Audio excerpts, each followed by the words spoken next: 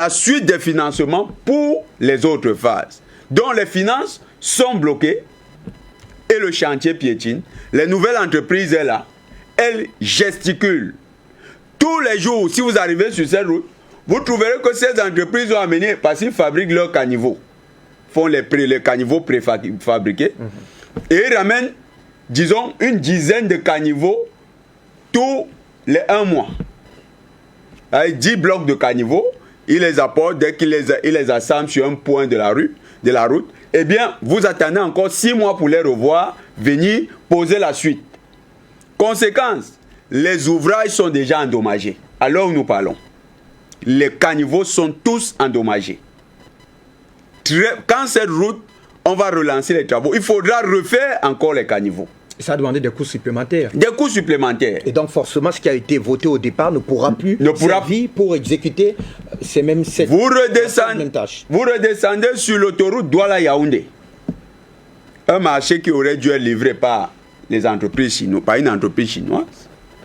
Le ministre a cru bon qu'il faille redécouper le marché en trois c'est d'ailleurs le cas avec le lot Boné-Poupa-Yabassi, puisqu'il y a désormais un recoupage, je crois, à trois tronçons. Il y a le premier tronçon Boné-Poupa-Yabassi, Yabassi PK21, 21 PK14. Voilà maintenant les approches du ministre des marchés publics. Et c'est la meilleure parade possible pour permettre à ce qu'il y ait tout d'abord un meilleur suivi, du moins un suivi optimal de ces travaux, du moins de l'exécution des services. Fabrice, il n'y a aucun suivi, c'est du mensonge, c'est de l'enfumage.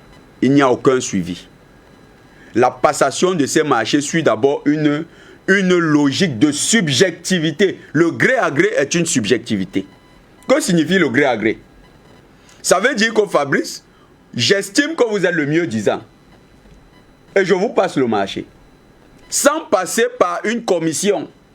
Est-ce qu'il n'y a pas des bureaux d'études effectivement qui évaluent la compétence de ces entreprises adjugées? Si vous avez les appels d'offres ouverts et ou les appels d'offres restreints qui vous permettent d'avoir des commissions qui viennent faire le travail en amont de décision, de prise de décision.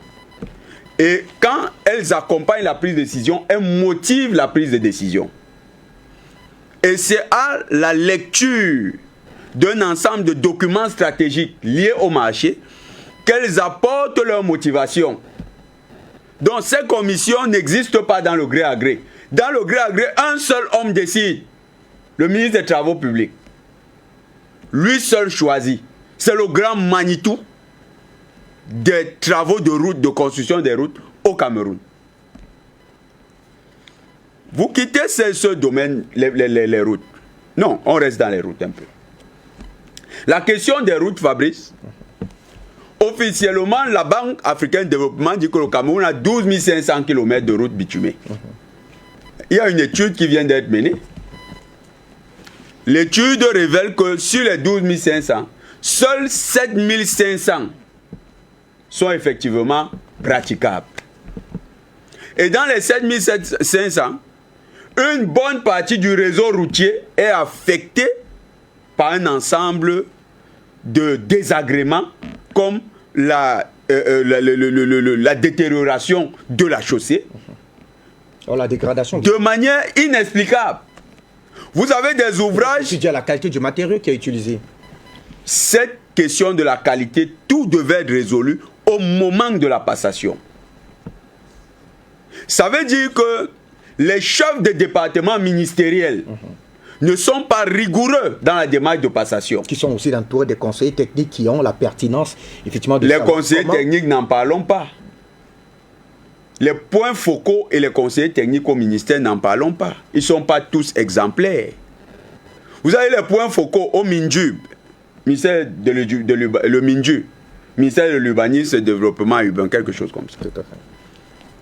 Vous avez là-bas des représentants régionaux qui sont devenus des détourneurs de marchés publics.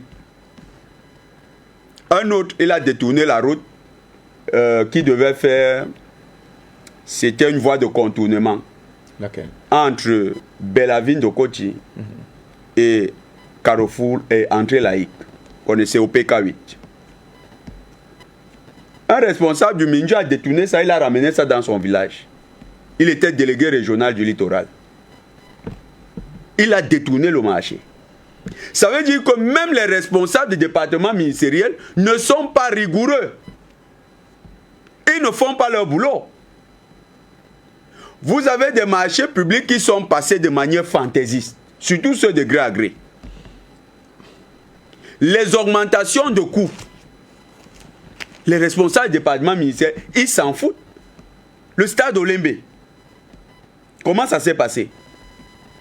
Le ministère des Sports a passé un marché à une entreprise. Cette dernière a fait ce qu'elle voulait.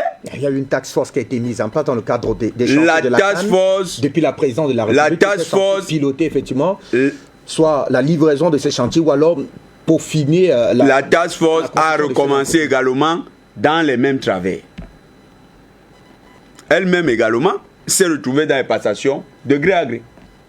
Mais la task force n'existe que parce qu'on a laissé pourrir, du moins, le temps imparti à l'exécution de ces travaux ne donnait plus libre cours à un appel d'offres international où on devait véritablement faire un travail de fond, de suivi, de fouille et même on devait creuser pour comprendre quelle est l'entreprise qui a la capacité de pouvoir répondre aux besoins. Parce que pour le cas par exemple du stade Japon, dont j'ai fait des travaux de profondeur là-dessus, il y a par exemple l'entreprise qui a exécuté les travaux, elle avait une assiette fiscale assez intéressante qui lui permettait de pouvoir manœuvrer, ce qui n'a pas été le cas avec les autres entreprises. Aujourd'hui, nous voyons véritablement la différence entre les travaux qui ont été exécutés pour cette infrastructure avec d'autres dans la même période. J'avais vu les rapports d'enquête sur les questions de ces stades. Ce stade Olembe par exemple, avec les pisciniers. On vous explique qu'il y avait des sociétés écrans, qui les employés étaient tous européens. Ils étaient payés à la mercuriale européenne. Sur la grille des salaires européens. Ils venaient ici, d'aucuns ne faisaient même pas 2 jours sur les chantiers et ils retournaient. Le matériel était vendu sur les chantiers. En fait, c'était la task force, elle était où? Quand tout ça se faisait, elle était agissante. C'était son rôle de contrôler cela. Ça faisait partie de ses responsabilités. Il y a un laxisme de la part des chefs de département ministériels dans la passation des marchés qui amène à croire qu'on est dans la construction de quelque chose. Est-ce qu'il n'y a pas un seul qui s'écarte effectivement de cette sale manière d'agir, passez-moi l'expression? Oui, quelques-uns se démarquent, quelques-uns, mais ce n'est pas pour nous le temps de venir ici jouer les laudateurs. Quelques-uns se démarquent. Nous ne dirons pas que partout, c'est uniquement ce genre de gestionnaire. Il fallait apporter cette précision. Nous avons cité des départements ministériels inquiétants. 2 déjà. Le ministère de l'urbanisme, le ministère des travaux publics. C'est inquiétant. Ça crève aux yeux. Ça crève aux yeux. Fabrice, vous êtes ici dans le quartier, on appelait ici le quartier au mètre carré où vous avez le plus de milliardaires au Cameroun. Bon, c'est vrai que c'est devenu aussi le quartier où vous avez au mètre carré le plus de fonctionnaires de douane propriétaires à côté des milliardaires. On se demande comment ça s'est construit également. Mais cette réalité est donnée. Allons-y rapidement pour trouver Charles. Vous aviez ce quartier qui était totalement urbanisé. Il était une fierté de Douala. Bonham Sadji était une fierté de Douala. Quand on vous disait Bonham Sadji, Bonapriso, Bali, vous aviez le sentiment d'appartenir à une ville ambitieuse. Mais quand vous circulez là dans Bonham Sadji, vous avez encore l'impression que vous êtes dans une zone résidentielle. On roule dans les trous. On roule dans les trous. Le Minju, qui aurait dû travailler à l'amélioration des cadres urbains en collaboration avec les mairies de ville et les communes. Le Minju a abandonné son travail. Le Minju est devenu carrément une visiteuse régulière de l'ambassade de France. Qu'est-ce qu'elle va faire chez l'ambassadeur de France? Qu'est-ce quelle cause tous les jours à l'ambassade? C'est son président. Non, ça peut être aussi ses amitiés. Restons sur les faits pour non, ça fait... Ses amitiés, peut-être, on ne va pas rentrer dans les actions isolées des individus. Elle est libre d'aller. Mais Fabrice, vous êtes même assez grave quand vous le dites. Mais si maintenant elle privilégie ses amitiés, mais qu'elle démissionne alors du poste? C'est très simple. On ne peut pas empêcher le ministre de... Si le ministre privilégie ses amitiés à son action dans le cadre de son travail gouvernemental, mais qu'elle aille se consacrer pleinement à cette amitié.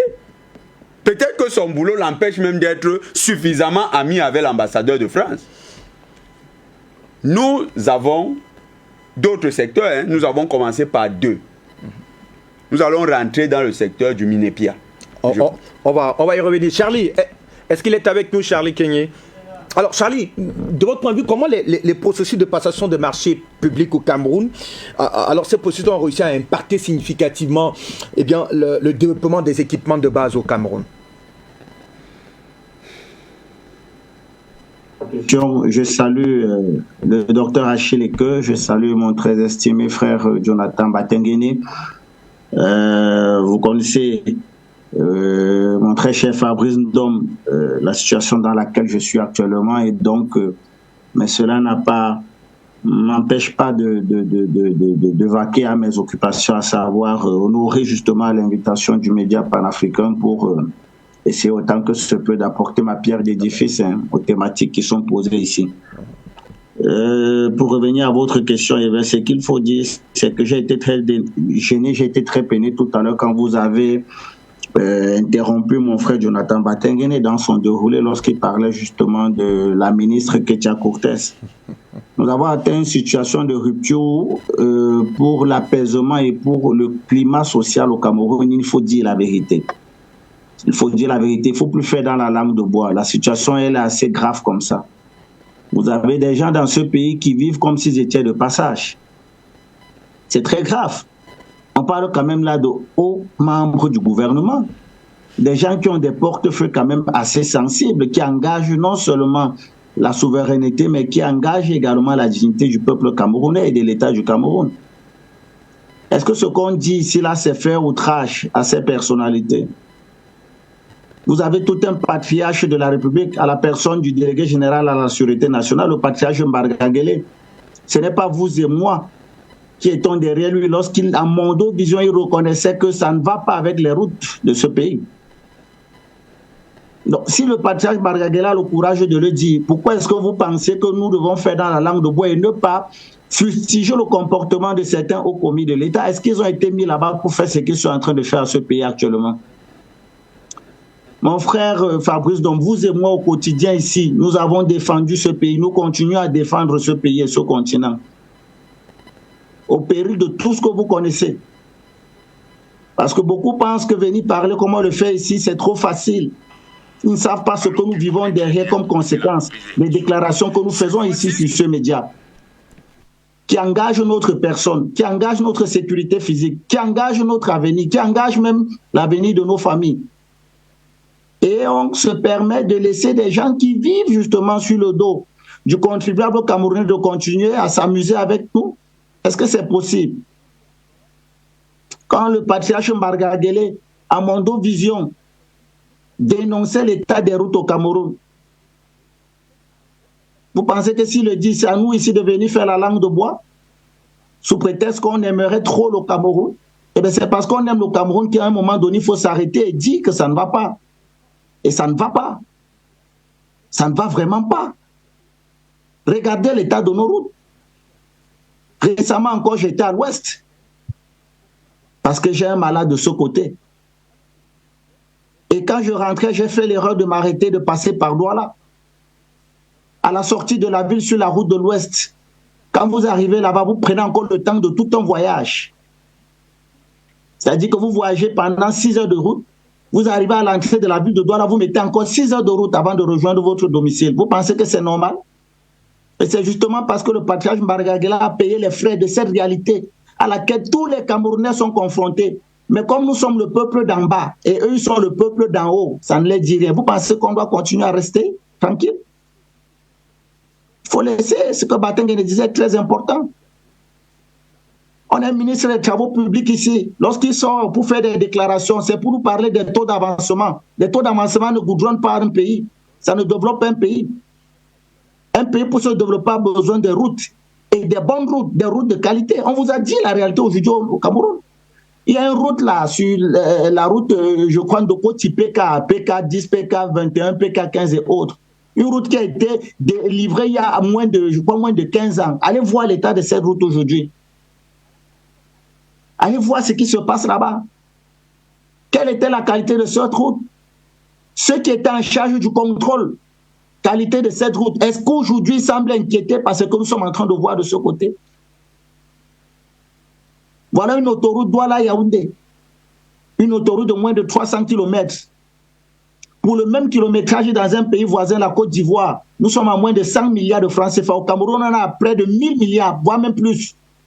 Et ça fait 10 ans, la route n'a toujours pas été livrée. Et on nous parle tous les jours des avenants. L'unité de mesure chez ces gens-là, c'est le milliard. Vous avez des Camerounais qui dorment sans manger. Je vous rappelle qu'il y a des statistiques de l'INS, l'Institut national de la statistique camerounaise, qui dit que plus de 10 millions de Camerounais vivent en deçà du seuil de pauvreté. Je ne sais pas si vous comprenez ce que ça veut dire. Plus de 10 millions de Camerounais vivent avec moins de 500 francs par jour, c'est-à-dire avec moins de 1 $. Et vous avez des gens qui jouent avec l'avenir de ce pays. Et vous pensez qu'on ne peut pas venir à Mondo Vision les citer? On doit même donner les noms. Je vais vous dire une chose, et je vais être très dur avec ces personnes. Il y a des gens dans ce pays qui méritent un peloton d'exécution. Et j'ai bien peur qu'il faille qu'on y arrive pour amener des gens à comprendre qu'il faut servir le pays et non se servir. Et c'est pour ça qu'ils ont été nommés. Il faut servir le pays et non se servir, mon frère Fabrice Dom. Il faut qu'on mette ça dans la tête de ceux qui nous dirigent. Il faut servir le pays et non se servir. Malheureusement, tous, ou du moins pour la plupart, ils se servent. Et c'est triste. Parce que le Cameroun ne manque pas d'argent. Le discours qu'on a tendance à vouloir nous faire croire que non, les caisses du Cameroun ne sont pas vides. Et les caisses du Cameroun ne seront jamais vides. Le Cameroun a un problème de patriotisme. On a des gens à la tête de ce pays qui n'aiment pas ce pays. On a des gens à la tête de ce pays, j'insiste encore, qui n'aiment pas ce pays. Ils vivent au Cameroun comme s'ils étaient de passage. Est-ce que permettez que je termine? Non, nous restons avec vous et la question, nous la reprécisons. En quoi, donc, de votre point de vue, le processus de passation des marchés publics au Cameroun a littéralement impacté sur les dynamiques de développement des équipements de base? C'est la question qu'on se pose et dont on aimerait avoir des éléments de précision. Mais simplement parce que vous avez des gens à la tête de ces départements ministériels qui estiment qu'ils ne rendent compte à personne. Ils ont divisé le Cameroun, ils se sont partagés. Chacun est roi dans sa tribu. Chacun est prince au niveau de son département ministériel. Mais c'est ça. Mais puisque, comment vous voulez trouver un problème sans analyser, c'est-à-dire que vous voulez que nous analysons le problème en aval sans le comprendre en amont. Il faut déjà comprendre le problème en amont pour l'analyser en aval. Et le problème en amont commence déjà avec la qualité du management, le profil des hommes à la tête justement de ces départements ministériels. C'est ça qu'il faut interroger ici. Et ce que le docteur disait tout à l'heure, c'est vrai, il y a aussi une question du système. Parce que pour la plupart, regardez bien ce qui se passe. Le Cameroun, le continent se portait mieux lorsqu'il avait à sa tête des visionnaires. Mais regardez ceux qui nous gouvernent aujourd'hui. Pour la plupart, ce sont des intellectuels d'un grade tellement avancé. Je n'ai même pas besoin de les citer. Ils sont professeurs en professorat, docteurs en doctorat, agrégés en agrégation. Ils ont fini toutes les études. Ils ont même fait... C'est le paragon.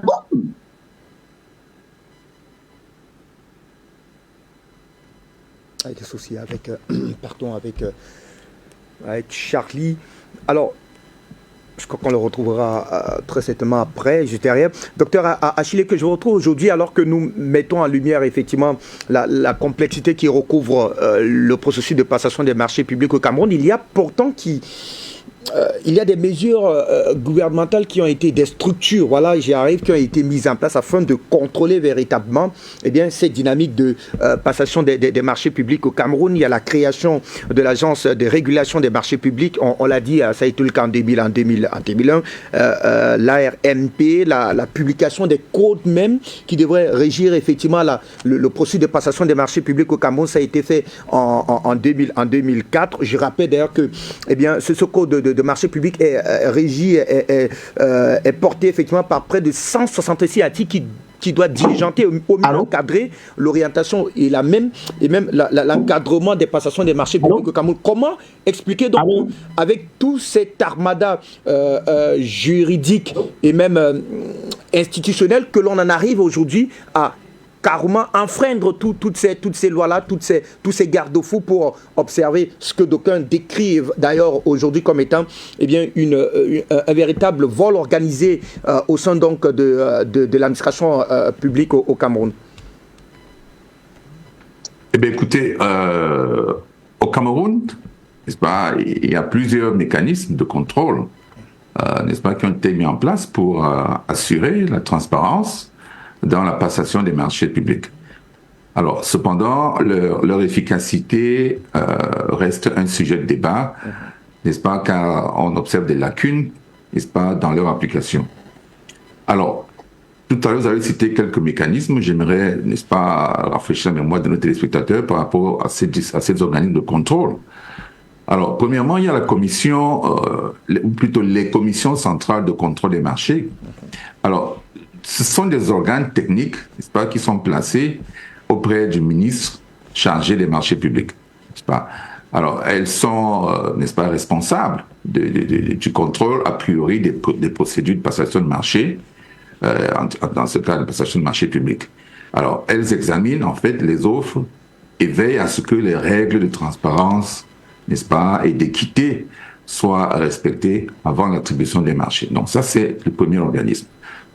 Le second, c'est les observateurs indépendants. Alors, ceux-ci sont recrutés par voie d'appel d'offres, n'est-ce pas, pour surveiller le processus de passation des marchés publics, notamment ceux dont le montant dépasse 50 millions de francs CFA. Alors, leur rôle, n'est-ce pas, des observateurs indépendants, est d'évaluer le respect des réglementations, n'est-ce pas, de signaler également les manquements liés à la transparence et à l'équité, ainsi que, n'est-ce pas, des pratiques contraires à la bonne gouvernance.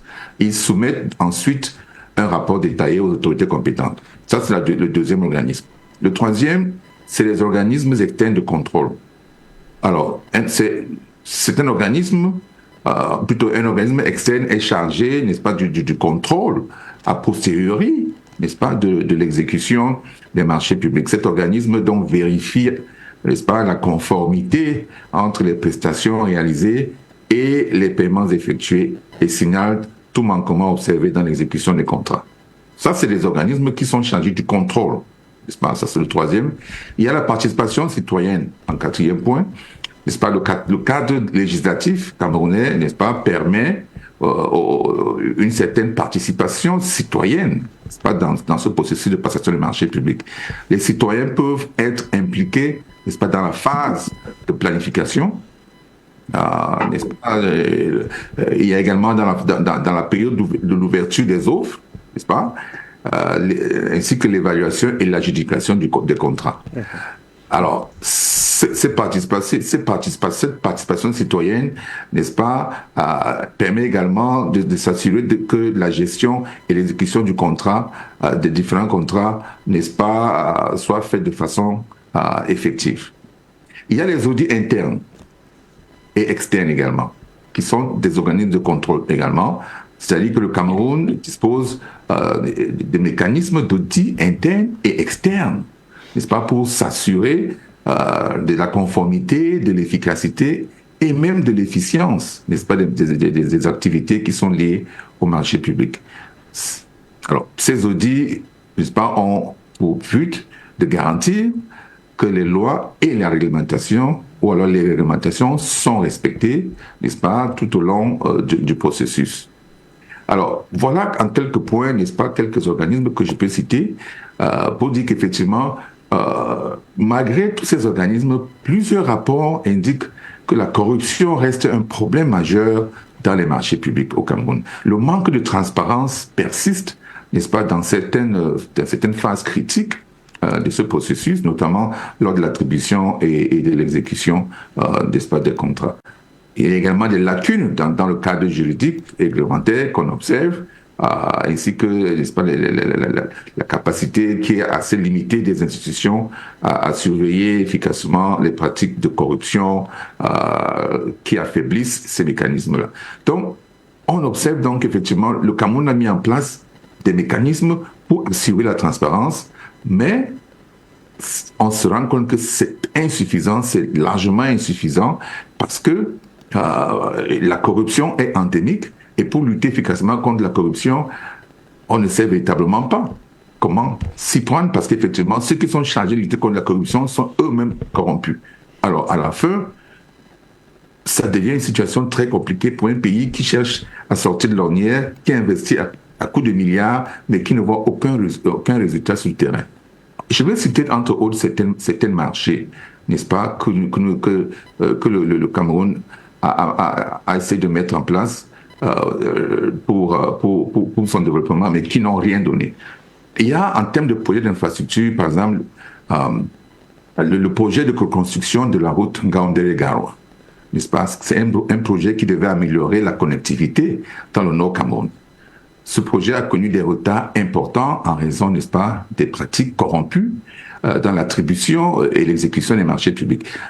Vous voyez, des fonds ont été détournés, mais alors véritablement détournés, et les entreprises sélectionnées n'ont pas respecté les spécifications techniques, ce qui a entraîné donc une exécution partielle, n'est-ce pas, et évidemment de mauvaise qualité. Il y a le barrage, en deuxième lieu, du barrage hydraulique de Lompangar. Ça, c'est un autre gros marché, un autre gros éléphant blanc. Alors, ce projet est censé augmenter, n'est-ce pas, la capacité énergétique du Cameroun, mais a été également affecté par des pratiques de corruption. N'est-ce pas, sans suivre donc des retards dans la passation des marchés, l'attribution des entreprises incompétentes, donc tout ceci qui ont pour corollaire donc le ralentissement des travaux. Et la conséquence, c'est que le projet a pris des années de retard, ce qui compromet évidemment l'approvisionnement en électricité dans plusieurs régions du Cameroun. Et quand on sait que n'est-ce pas, la société d'électricité n'arrive pas à fournir l'électricité de façon constante dans le pays, il y a des abus en termes de coupure d'électricité régulièrement, ce qui détruit les appareils électroniques des ménages. Eh bien, on se dit que ça, ce sont des choses qui sont très graves dans un pays. Alors, il y a les projets d'écoles et d'hôpitaux, entre autres, qui sont également des projets qui sont compromis par la corruption, n'est-ce pas? C'est-à-dire qu'on a par exemple des fonds qui sont destinés à la construction des écoles publiques qui sont détournés, et ce qui conduit donc à l'abandon de ces marchés ou de la construction de ces écoles, ce qui fait qu'effectivement les écoles sont partiellement construites ou pas du tout construites, ce qui fait qu'on est toujours sur place. On avance avec les années, on met des projets en place, mais les résultats ne suivent pas. Qu'est-ce qui se passe? Corruption, autocommission, vous pouvez citer tous ces fléaux-là. C'est ça. Donc, véritablement, je pense que on a un gros problème au Cameroun, c'est qu'effectivement, les structures de contrôle qui sont mises en place ne font pas le travail, parce que ces structures sont également, n'est-ce pas, affectées par ces fléaux de corruption, et donc l'autocommission, etc., ce qui fait qu'à la fin, on a l'impression que on se moque des Camerounais, parce que lorsqu'on vous sort des bilans, on vous dit qu'on a construit, ou bien qu'on a fait telle ou telle infrastructure. Le président de la République va, en fin d'année, quand il fait son discours, il annonce des grands projets. À la fin, aucun de ces projets ne se réalise. Ça veut dire quoi? Ça veut dire qu'effectivement, le système en lui est gangréné, en lui-même est gangréné, et ça va être, n'est-ce pas, des efforts colossaux qu'il faudra faire pour pouvoir retourner la situation là où nous en sommes aujourd'hui. Merci à vous. On doit vous retrouver, Jonathan. Je crois qu'on va retrouver Charlie avec cette même préoccupation, évoquant donc, Charlie, tout à l'heure a été coupé avec vous. Docteur Achille, que parle de ces structures de contrôle qui ont donc qui ont vu le jour et qui sont censés être donc les gendarmes de différents ministères qui ont été plus ou moins interpellés ici. Alors, de votre point de vue, Charlie, pourquoi est-ce que ces structures de contrôle ne réussissent pas à jouer le contrepoids pour permettre effectivement que l'État puisse capitaliser dans les dynamiques de passation des marchés publics et même l'exécution de ces travaux qui vont donc logiquement permettre à ce qu'on ait des infrastructures de base nécessaires pour et bien engager voilà, clairement la vie économique au Cameroun? Bien, déjà, il est important ici déjà de commencer par rappeler que nous faisons l'affaire, nous avons l'affaire à un problème systémique. C'est un problème systémique. Et dans ce genre de problème, ce n'est pas simplement en changeant les hommes à la tête justement des postes que vous allez résoudre le problème. C'est-à-dire qu'aujourd'hui, il y a une mentalité.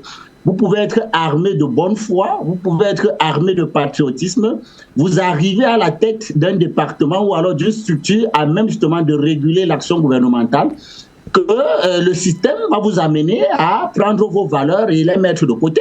Et si vous vous entêtez sur cette voie-là, eh bien, le système vous broie. Des exemples comme ça sont légion au Cameroun, où vous avez des gens qui ont voulu bien faire, mais qui à la fin se sont retrouvés soit en prison, et parfois ils se sont retrouvés au quartier. Donc il y a déjà un problème systémique qu'il faut résoudre parce que c'est un problème de système. Il y a un système là qui est un héritage, qui est un legs colonial, qui aujourd'hui est très prégnant et qui est très agressif. C'est ça le problème.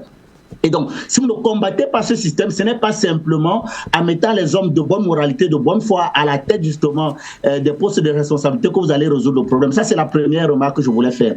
La deuxième remarque également vient du fait que vous devez également comprendre que parfois les organismes qui sont mis en place pour résoudre le problème n'ont pas de moyens coercitifs. C'est-à-dire que parfois ces organismes-là sont cantonnés simplement à rédiger des rapports, à aller soumettre à qui de droit.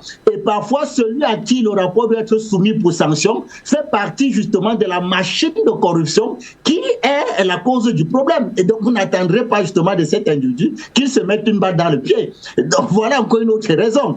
Il y a aussi le fait que nous vivons quand même dans un environnement où je vais dire quoi, la faiblesse institutionnelle, c'est-à-dire qu'aujourd'hui, on a beaucoup plus l'impression que ce sont les hommes qui font les institutions. Or, ce n'est pas le cas. C'est-à-dire que même si l'homme fort, parce qu'il faut un homme fort pour rendre des institutions fortes, mais généralement, vous allez vous rendre compte que quand on nomme des personnes à ces postes de responsabilité, ils ne viennent pas dans l'esprit de servir justement le peuple, ils viennent dans l'esprit d'honorer ou alors de remercier celui qui leur a mis justement au poste qu'ils occupent.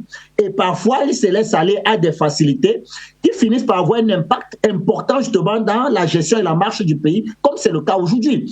Alors, moi, je pense très humblement, et c'est là où j'ai été coupé tout à l'heure quand je terminais ma prise de parole, c'est que aujourd'hui, il faut le dire très clairement, moi je pense qu'il faut un déclic, un peu comme ce que nous avons vécu au Ghana. J'ai eu quand même la chance et l'honneur de faire mes études dans ce magnifique pays qu'est le Ghana, même si aujourd'hui, le président qui est à la personne de Nana Akufo-Addo, véritablement s'est inscrit dans une dynamique à la Ouattara, c'est-à-dire que des pions, hein, des instruments du système international, de brigandage international. Mais il faut le dire quand même que c'est un pays qui a connu des grands hommes, des hommes forts.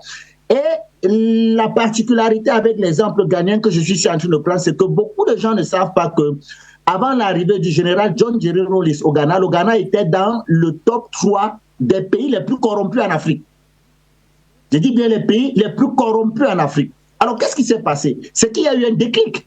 Le déclic, c'était lequel? Le stimulus, c'était lequel? Le stimulus, c'est que John Jerry Rawlings a fait comprendre aux Ghanéens que dorénavant, quiconque arrivait à un poste de responsabilité, voulant briller par la volonté de se servir et de servir un clan, eh bien, subira la foudre, justement, du peuple ghanéen. Souvenez-vous de ce qu'il a fait, parmi lesquels ses propres poches. Il les a mis sur un peloton d'exécution. Et je crois qu'aujourd'hui, il faut se stimuler sur le Cameroun. Mais regardez comment, ce qui est marrant même avec ceux qui nous gouvernent, c'est que non seulement ils font mal, mais ils se plaisent à nous narguer. C'est-à-dire que vous intervenez quelqu'un, il vous parle avec une telle condescendance, il vous parle avec une telle hauteur. Arrêtez quand vous entendez justement ces hauts commis de l'État à travers nos médias, mais ils vous montrent qu'eux connaissent, mais vous ne le connaissez pas. C'est-à-dire qu'ils veulent vous démontrer par A plus B qu'eux, ils connaissent, mais vous ne connaissez pas. C'est-à-dire, nous qui sommes le peuple, eux qui vivent grâce à nous, c'est-à-dire que c'est le contribuable camerounais qui leur permet d'avoir le train de vie qu'ils ont aujourd'hui, ils voudraient nous démontrer que nous sommes des idiots. Nous, on ne réfléchit pas. Parce qu'on voit des choses mal et tout. Non. Aujourd'hui, je crois que le mal est assez profond. Et si nous ne prenons pas le problème à bras le corps, en citant nommément les responsables, parce que c'est important, en citant nommément les responsables. Parce qu'aujourd'hui, vous avez un problème. Regardez, je suis à Yaoundé actuellement, mais Yaoundé, c'est la poubelle. Est-ce qu'il Yaoundé reflète, je vais vous parler de la capitale d'un pays, Yaoundé ne reflète pas l'image du Cameroun. C'est terrible ce qui se passe au Cameroun, mon cher Fabrice Dom. C'est terrible. C'est même satané. Je vous parle de la vitrine, la capitale d'un pays. Venez à Yaoundé. Yaoundé, c'est la poubelle. Les ordures en plein carrefour. Et vous parlez des ordures sur la voie publique. Vous avez aujourd'hui Yaoundé, en fin du mois, quand nos fonctionnaires partent prendre leur argent et que chacun soit avec le véhicule qu'il avait parqué parce qu'il sait qu'il aurait un peu d'argent pour carburer. Mais vous ne pouvez pas circuler dans la ville. C'est terrible, ça. Alors, vous avez un ministère du développement, de l'urbanisme et de l'habitat qui a également dans ses missions de aménager les voies secondaires pour désengorger justement les routes principales. Mais cette dame-là, demandez-lui un peu, qu'elle nous fasse un peu le bilan depuis qu'elle est arrivée là-bas de comment les choses évoluent. Mais vous allez vous rendre compte qu'elle va, quand c'est possible, faire des défilés à l'ambassade de France. On n'a rien contre ça, c'est sa vie privée. Mais bon Dieu, elle détient quand même le portefeuille d'un militaire au sommet stratégique au Cameroun. On attend mieux que ça.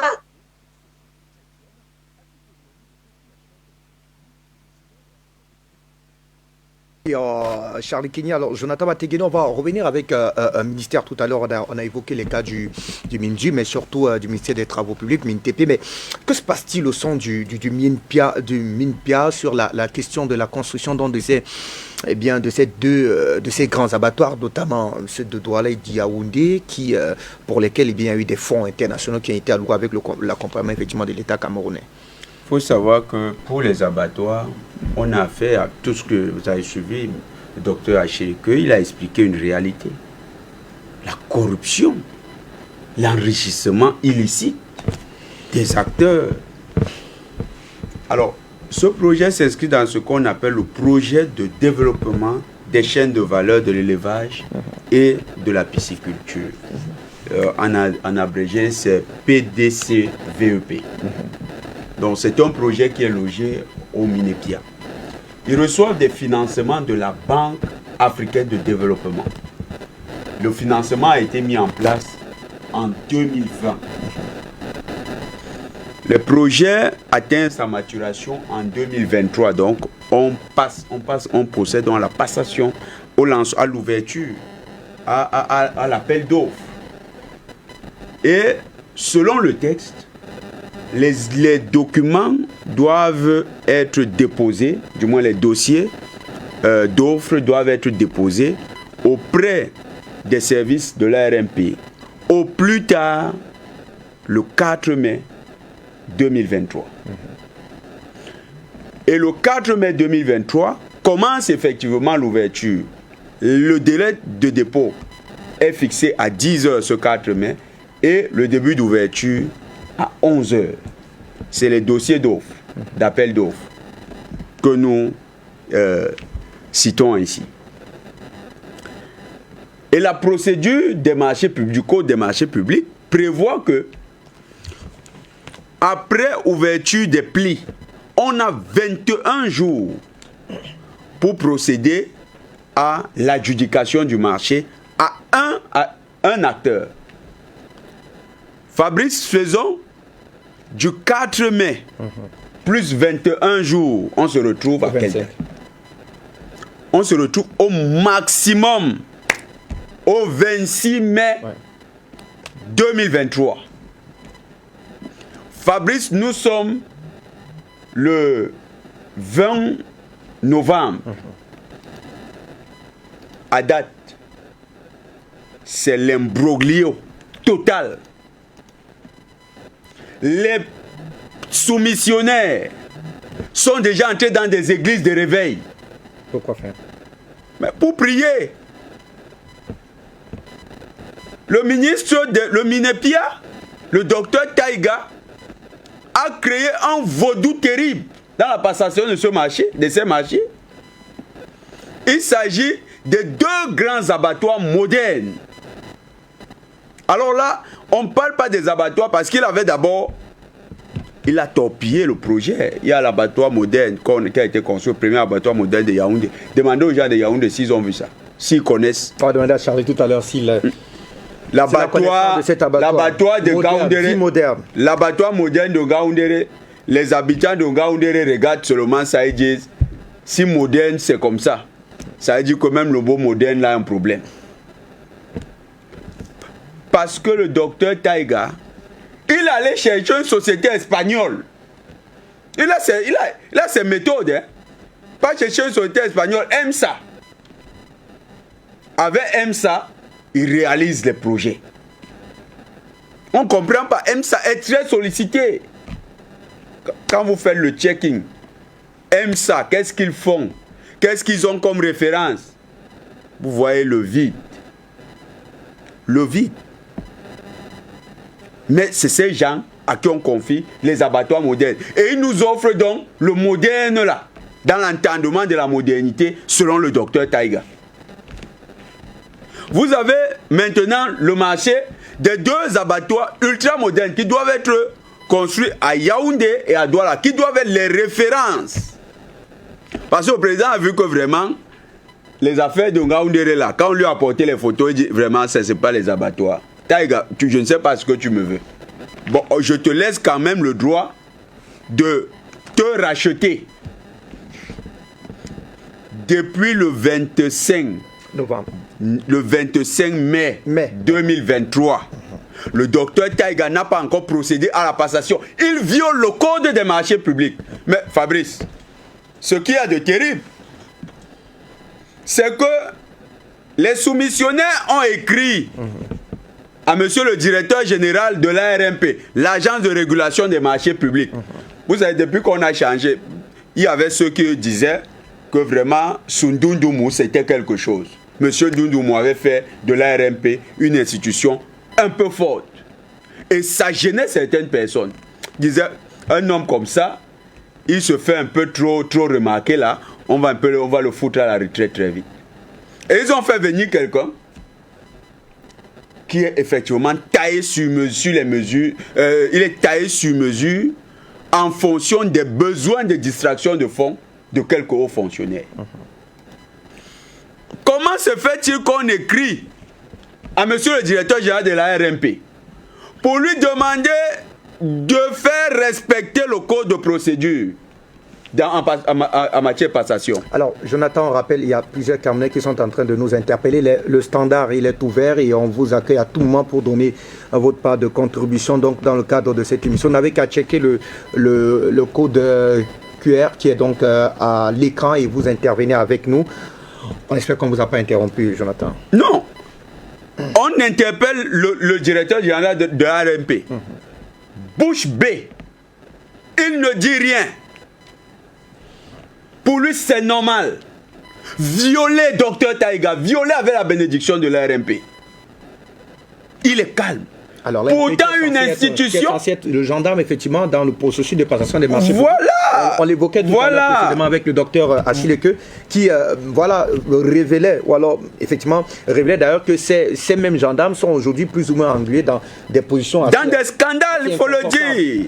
Il y a des responsables à l'RMP qui sont indélicats. Leur place, c'est aux côtés de tout le gouvernement qui a Kondengui.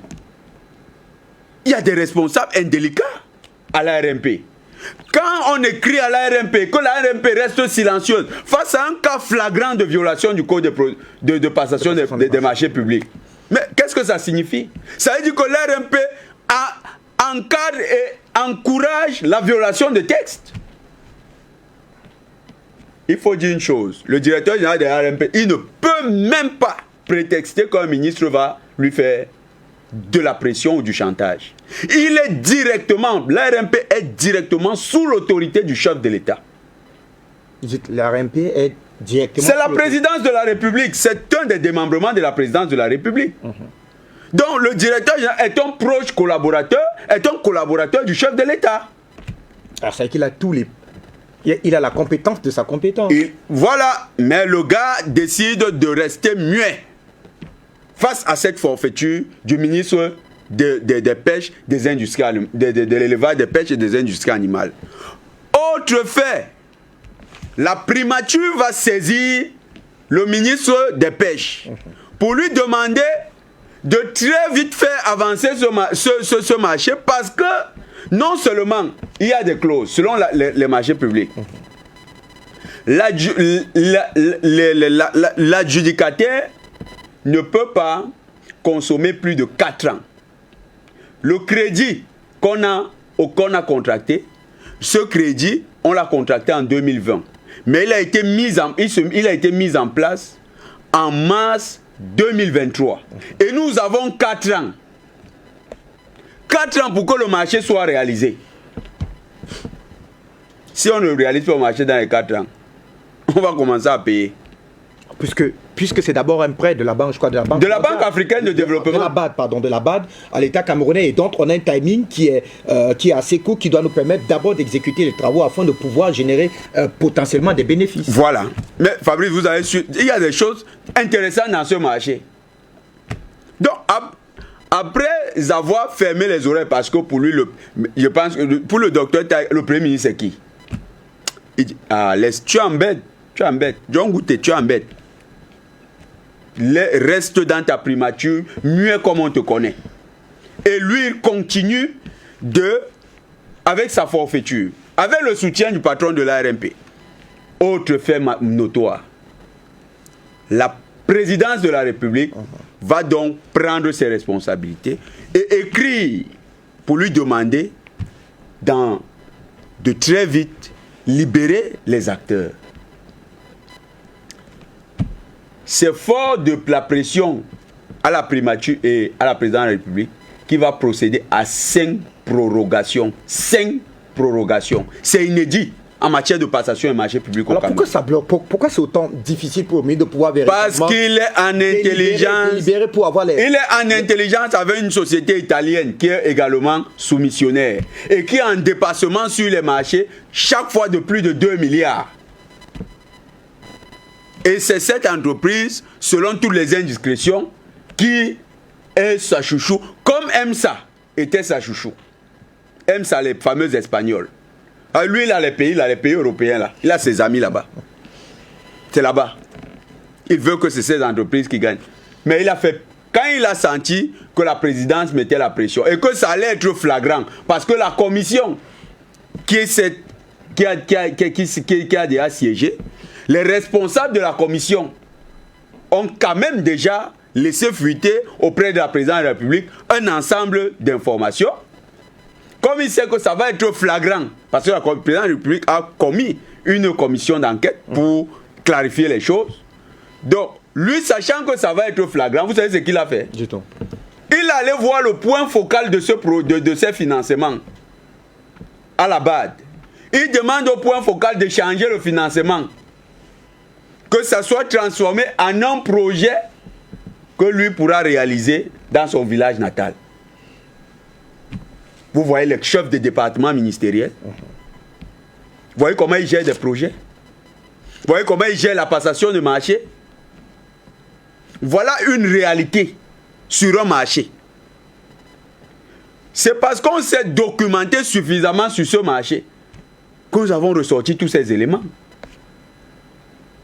Au fond, est-ce que le débat devrait être posé au niveau de est-ce qu'on doit encore passer ce marché? La première des choses serait de dessaisir ce ministre de la passation de ces marchés. Le dessaisir.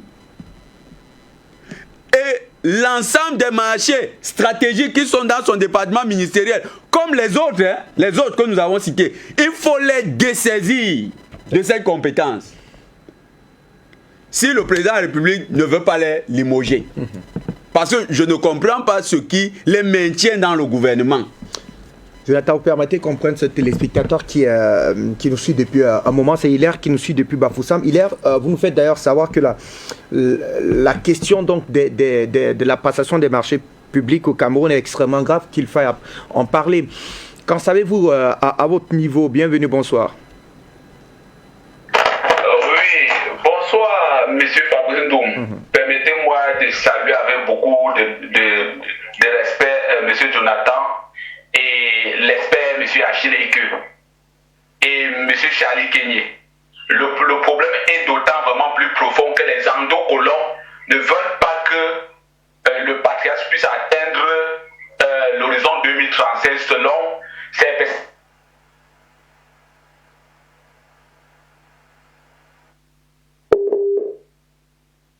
Si vraiment on ne prend pas les taureaux par les cornes, le Cameroun ne risquera pas vraiment s'en sortir. Il faudra vraiment que ça, c'est très, très, très vraiment sérieux. Et vous vous imaginez? Quelle est votre expérience autour donc de ce fait d'actualité? Mais autour vraiment de ce fait d'actualité, vraiment, il faut comprendre, monsieur Fabrice Ndoum, que d'abord, on est d'abord beaucoup vraiment déçus. Observez une ville comme la ville de Yaoundé. Vraiment, monsieur Fabrice, ça ne veut pas présenter vraiment ce visage-là. Digne du Cameroun. Parce qu'il faut comprendre d'abord que monsieur Fabrice Ndoum, seulement pour arriver, j'ai dit seulement pour arriver vraiment ou à circuler dans la ville de Yaoundé, vraiment, c'est tout un problème. Quand vous voyez ce mar d'eau, les nids d'eau partout, c'est comme on peut dire toute une rivière qui est là et ça ne meurt personne. Comment on peut expliquer ça? On ne mérite pas ça, monsieur Fabrice Ndoum, vraiment. On ne mérite pas ça. Avec tout ce qu'on connaît que le patriarcat déploie pour arranger le Cameroun, mais les colons l'empêchent de pouvoir atteindre ses objectifs. Afin qu'on puisse dire que c'est lui qui fait mal. Oui, bien sûr, c'est lui qui les nomme. Ça, c'est vrai. Mais on ne mérite pas ça. Nous sommes Camerounais. Or, est-ce qu'ils ont le droit alors de faire que nous puissions vivre ça? Avec tous les moyens qu'on met en jeu.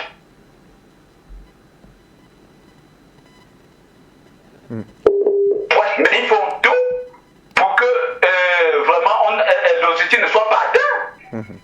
Mais allez-y voir tous les projets du Cameroun sur le papier. Tous les secteurs sont touchés.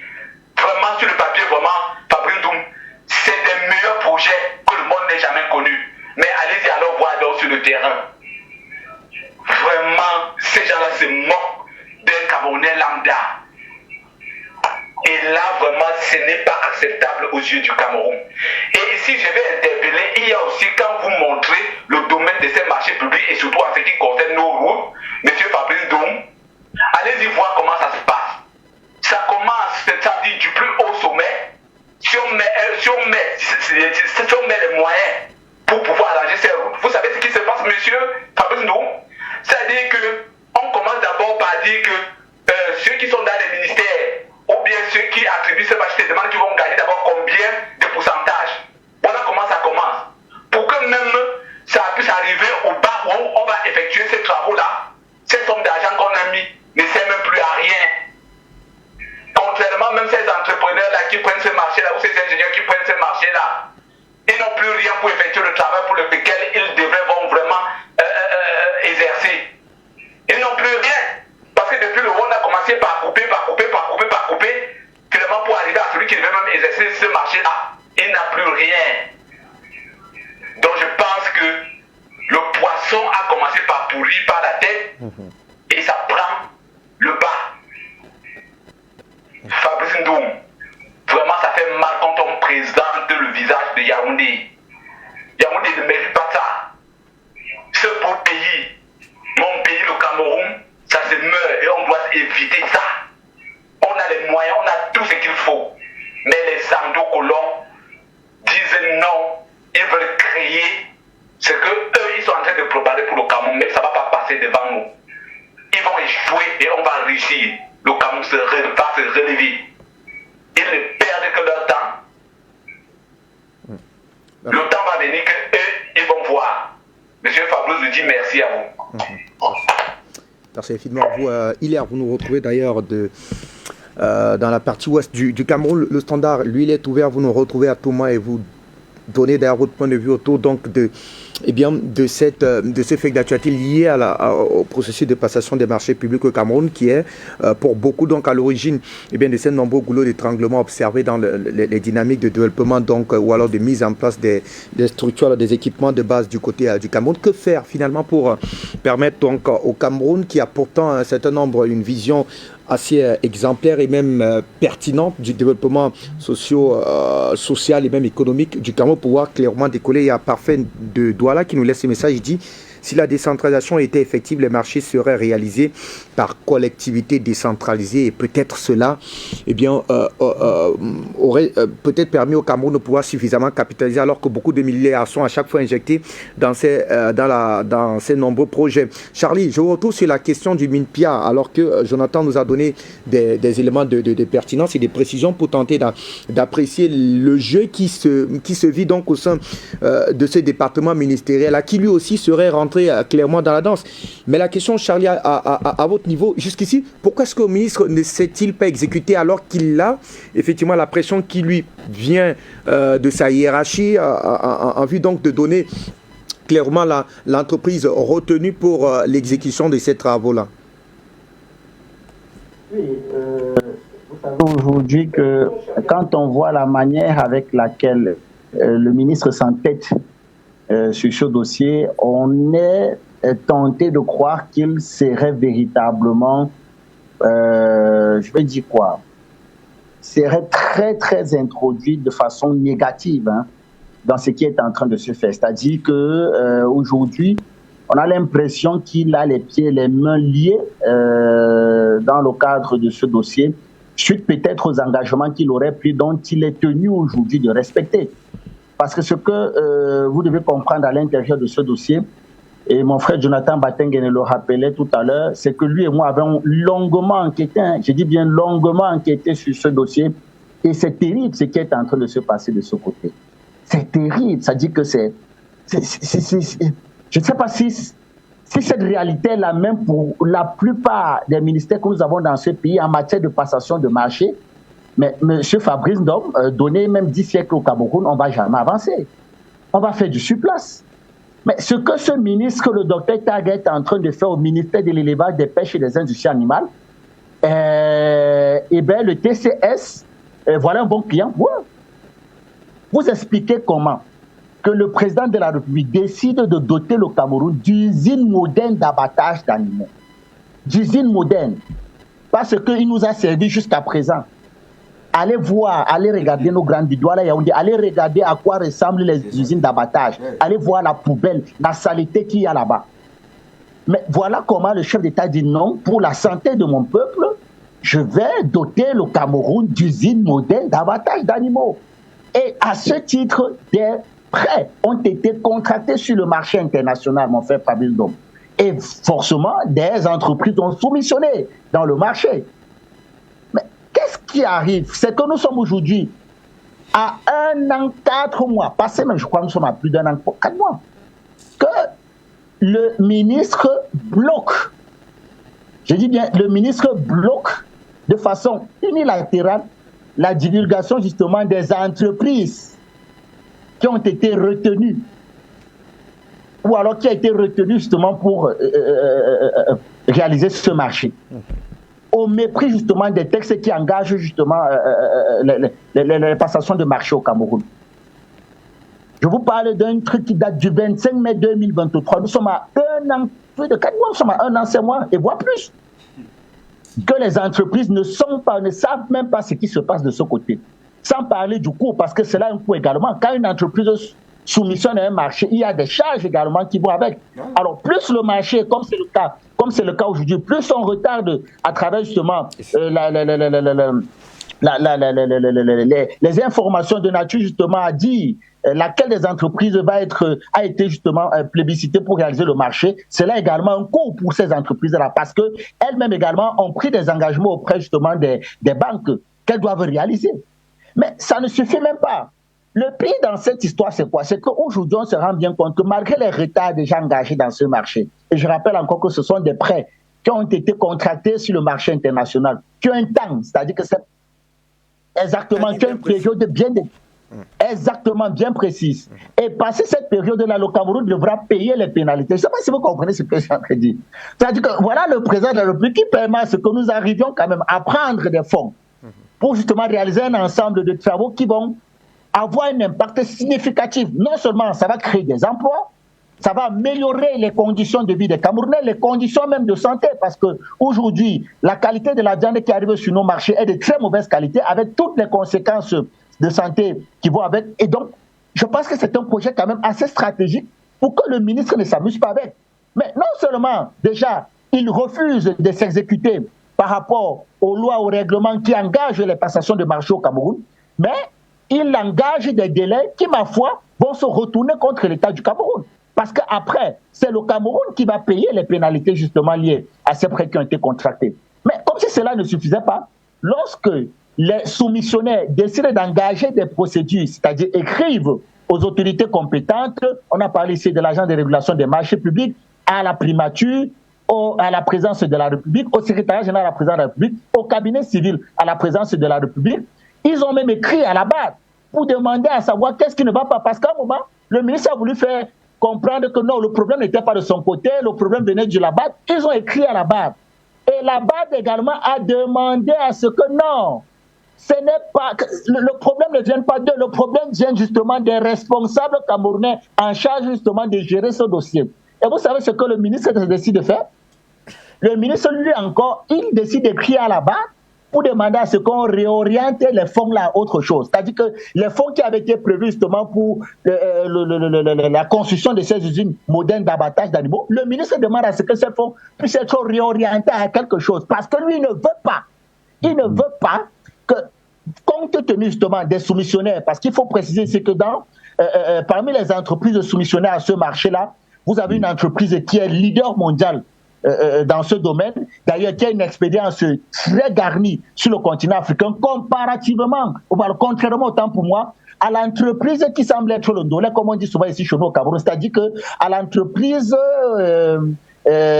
qui semble être celle voulue par le ministre, le docteur Taga. C'est-à-dire qu'aujourd'hui, vous avez une entreprise italienne là-bas, qu'il faut le préciser en passant, à l'offre financière la moins intéressante, c'est important de le préciser, l'offre financière la moins intéressante, qui a l'offre technique la moins intéressante, mais qui aujourd'hui voudrait faire un passage en force parce que le ministre semble être une de leurs garanties. Je ne sais pas si vous comprenez ça. C'est-à-dire qu'on ne sait pas le deal que cette entreprise italienne a avec le ministre, mais on voudrait faire un passage en force et donner ce marché à cette entreprise alors qu'il y a meilleur qu'elle sur ce marché en termes d'offres financières, en termes d'offres techniques, en termes d'offres administratives. Mais parce que le ministre sait très pertinemment que si à jamais cette entreprise était choisie au détriment de celle-là, eh bien forcément les autres engageraient des procédures judiciaires qui risqueraient de retomber sur la tête. Et donc, il écrit à la BAD pour demander à ce que ces fonds puissent être réorientés à autre chose afin que lui, véritablement, continue d'avoir raison sur cette histoire. Et voilà des gens avec qui on veut construire le Cameroun. C'est terrible, monsieur Ndong. Je dis bien, c'est terrible ce qui est en train de se passer de ce côté. On parle là du ministère de l'élevage, des pêches et des industries animales. C'est ce qu'un intellectuel camerounais appelle le coup d'État. Nous sommes là dans le coup d'État scientifique. Mais si les autorités de la présidence nous écoutent, mais qui se saisissent du dossier de ce ministre, comme ces autres compères, ils sont nombreux comme ça. Les travaux publics, le développement de l'urbanisme et l'habitat, les travaux publics, Messi, ils ne sont pas seuls. Vous avez le ministère de la Santé.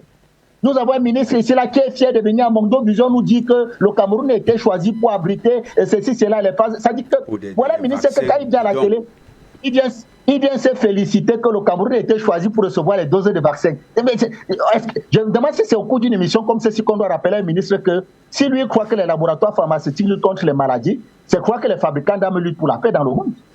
Je ne sais pas s'il faut encore qu'on rappelle ça au ministre. Et donc, voir le ministre venir à Mondo Vision se féliciter que le Cameroun a été choisi, on va abriter les doses, c'est pour faire quoi? C'est-à-dire que voilà des laboratoires pharmaceutiques qui fabriquent des vaccins pour lesquels sa propre population, parce que je rappelle qu'aux États-Unis, il y a encore des zones où les malades, où les gens souffrent de problèmes liés au paludisme, mais on refuse de vacciner la population américaine, mais on est prêt d'envoyer les doses là pour vacciner les Camerounais. imaginez pour la tranche d'âge, de 0 à 5 ans, on parle là de l'avenir du Cameroun, de 0 à 5 ans. Et le ministre n'est pas gêné de venir se féliciter que des choses comme ça arrivent chez nous, connaissant très clairement l'agenda et l'intention géopolitique qui anime ces personnes-là lorsqu'ils envoient ces doses de vaccins en Afrique. Voilà donc les ministres que nous avons dans ce pays. Le problème de fond, il ne les gère pas. Qui accumule scandale sur scandale. Covid-Gate, Can-Gate. On a pris des fonds considérables pour doter le Cameroun d'infrastructures. Tout à l'heure, le docteur Achille, que vous parlez justement du cas de barrage de Lompanga. Mais c'est terrible. C'est terrible ce qui se passe dans ce pays avec nos ministres. L'eau et l'énergie, la santé, les travaux publics. Mais finalement, on fait comment? Je me demande, mais le président de la République, même, il va recompter sur qui même? Ça dit, je ne sais pas ce qui se passe avec nos pays actuellement. Il faut tous les balayer. C'est-à-dire que nous sommes dans un gouvernement, tous ces gars-là, ils méritent. Très sceptique, peut-être vous allez dire que c'est aussi parce que ça entre dans mon créneau. Vous n'avez que 2 ministres au Cameroun, à mon humble avis, qui semblent véritablement donner satisfaction au peuple camerounais. Ou alors, de la Défense, si vous voulez que je dise comme ça, travail. Merci mon frère Batengene. Le ministère de la Défense. Non, c'est un bon travailleur, le ministre de la Défense. Le ministère de la Défense est le délégué général à la Sûreté nationale. Oui, oui. Quand vous voyez ce qui se passe de ce côté, mais vous sentez que c'est des gars qui travaillent. Il ne dort pas, il est au front, il est tous les jours. Vous voyez comment ça marche de ce côté-là. Mais les autres, c'est terrible. Non, le délégué général, les cas d'identité ne sortent pas. Monsieur le délégué, on n'a pas fait le procès restons focalisés autour de notre thématique. Non, ce que nous sommes en train de dire, on n'est pas là ce soir pour distribuer les bons et les mauvais points. Nous constatons un fait précis. On fait une analyse froide et on constate les faits. On peut aimer, on peut détester le patriarche Barngadjele, mais il faut reconnaître une chose, c'est que ce monsieur a restructuré et a modernisé la police nationale camerounaise. C'est un fait. Maintenant, il y a des éléments sur lesquels on peut encore améliorer. C'est vrai, le cas, par exemple, des cas nationaux d'identité. Tout comme on parle des cas nationaux d'identité, je crois qu'il faut qu'on réalise une émission ici pour que ceux qui sont allés signer le contrat avec l'entreprise qui gère justement... La pseudo-entreprise allemande, qui est en fait française. Une entreprise française. Comment les impôts, je crois 11 000, la DGSN a, je crois, 6 000, et l'entreprise, là, se retrouve avec 96 000 pratiquement. Les gens, c'est-à-dire, je ne sais pas comment ces gens... L'équipe n'a pas été signé ce genre d'accord. L'équipe n'a pas été négocié même ce genre de contrat. C'est terrible quand même. On est où là? Le Cameroun, je ne sais pas. Les gens ne peuvent pas voir, même un peu. Restons sur le dossier Minpia. Je voulais apporter quelques éléments, Charlie. Sur le dossier Minpia. Je voulais apporter quelques éléments, de précision revient à vous, je vous en prie. Oui, vas-y, Joe. Tu sais, Charlie, tu connais la gloutonnerie financière du ministre, le ministre, le docteur Taïga. Mais le gars est PCA d'au moins 11 structures au Minepia. PCA. Je cite les sociétés. Est-ce qu'il faut apporter peut-être un début de preuve à votre déclaration, Jonathan? Le ministre PCA d'au moins 11 sociétés. C'est un type, il ne partage pas. Hein. Il veut gérer le dossier là personnellement. Il dit qu'il veut voir comment ça va passer. C'est mon entreprise italienne là qui va passer ici. Il est PCA de la Société de développement et d'exploitation des productions animales, la SODEPA. PCA de la Caisse de développement de la pêche maritime. PCA de la mission de développement de la pêche artisanale et maritime. PCA de la Caisse de développement de l'élevage du Pôle Nord.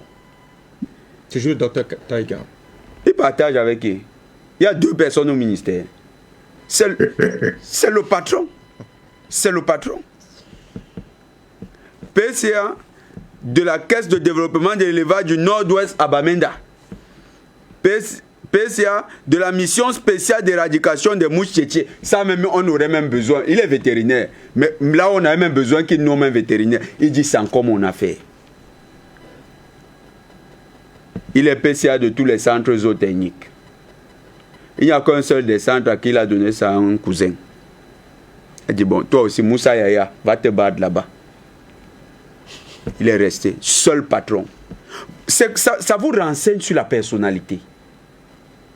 Et c'est les collaborateurs comme ça qui sont autour du chef de l'État. savez, Charlie a évoqué un élément. Le coup d'État scientifique. La parole était à Charlie. Vous avez souhaité apporter des éléments de précision avant. Charlie, vas-y. Charlie, on a là. Il peut même développer ça encore.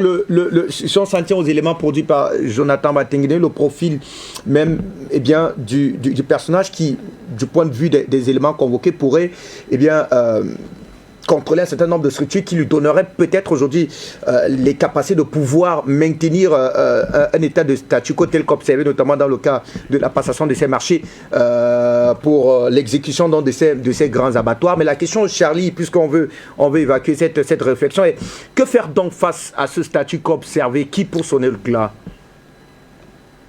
Mais la prééminence institutionnelle et diplomatique du Cameroun, son Excellence le président patriarche Paul Biya. C'est pourquoi nous l'interpellons, nous profitons de cette tribune pour l'interpeller. Il faut balayer tout ce gouvernement. Il faut balayer ce gouvernement. Mais ce sont des gens qui en journée déclarent, c'est-à-dire qu'ils chantent les louanges du chef de l'État. En soirée, ils travaillent contre lui. Surtout même que, je ne sais pas, est-ce qu'ils ont été nommés pour chanter les lois du chef de l'État? La meilleure façon pour eux de démontrer qu'ils aiment le chef de l'État, mais c'est de réaliser sa politique. C'est de travailler, c'est d'apporter un bien-être au peuple camerounais. C'est la meilleure façon pour eux de montrer qu'ils sont en harmonie avec le président de la République. Mais voilà des gens qui pensent qu'ils ont été mis là-bas simplement pour faire le culte de la personnalité. Ils chantent les lois du chef de l'État en journée, mais en soirée, ils travaillent contre lui. C'est ce que j'appelais tout à l'heure le coup d'État scientifique. C'est-à-dire que vous avez des gens aujourd'hui qui sont dans des réseaux, qui sont dans des lobbying, parce que quand vous regardez ce qui se passe avec le docteur Taga, vous comprenez qu'il est la représentation des puissants lobbying au Cameroun. Il a fait ses études à Dakar. Il a fait ses études à Dakar et on connaît ce que représente Dakar, Charlie. Qu'est-ce qu'il a à foutre avec une entreprise italienne? Qu'est-ce qu'il y a à cette volonté à vouloir faire passer par la force cette entreprise italienne? Quel est le lien qu'ils ont à ça? Pourquoi est-ce que le ministre lui-même, fort justement de l'envie de souveraineté de son pays, ne pouvait pas justement faire en sorte qu'une structure camerounaise justement naisse de nature à permettre à ce que des marchés d'une importance stratégique comme celle-là, que ce soit une entreprise camerounaise qui vienne réaliser ce genre de marché. Mais même si c'était le cas, comment cela pouvait se passer quand il est PCA de tout et de rien? Puisqu'on vous dit que, comment, monsieur Fabrice, donc c'est une question de bon sens. Vous pensez que vous pouvez être ministre d'un département ministériel aussi important, stratégique et souverain comme celui-là, et avoir le temps d'être PCA de pratiquement 12 entreprises? C'est possible? Vous pensez que c'est possible? Mais je vous rappelle que la réalité avec le docteur Taga est pratiquement la même pour ceux qui nous gouvernent. Allez voir les ministres. Quelqu'un est ministre de la communication. Je me rappelle à l'époque, celui qui était là bien avant, avec Issa Chiroma Bakari. Il était ministre de la communication, mais allez voir ailleurs ce qu'il était. PCA de ceci, PCA de cela. Ils sont comme ça tous. C'est-à-dire, vous avez des gens. C'est-à-dire, ces ministres, je ne sais pas. C'est le mauvais cœur. C'est-à-dire que c'est l'ivoire, c'est la sorcellerie. Ce qu'il faut là, c'est la sorcellerie. Des gens sont ministres, ils sont PCA, ils sont ceci, ils sont cela. Comment vous pouvez gérer des départements ministériels aussi importants et avoir le temps d'être PCA? Donc, en dehors de vous, là, il n'y a plus d'autres Camerounais compétents. Donc, vous pensez qu'en dehors de ces personnes-là, pour cumuler, il y a des gens dans ce pays qui, à eux seuls, cumulent 12 fonctions. Je dis bien 12 fonctions. Allez savoir l'ancien responsable qui était à la Sonara, là. Allez voir son profil, allez voir les postes qu'il occupait. Charlie, on va vous interrompre momentanément pour prendre la contribution d'un téléspectateur au téléphone qui s'impatiente depuis un moment. Bonsoir, vous présentez votre contribution, bienvenue. Bonsoir. Vous me recevez? Parfaitement, nous vous recevons à la maison.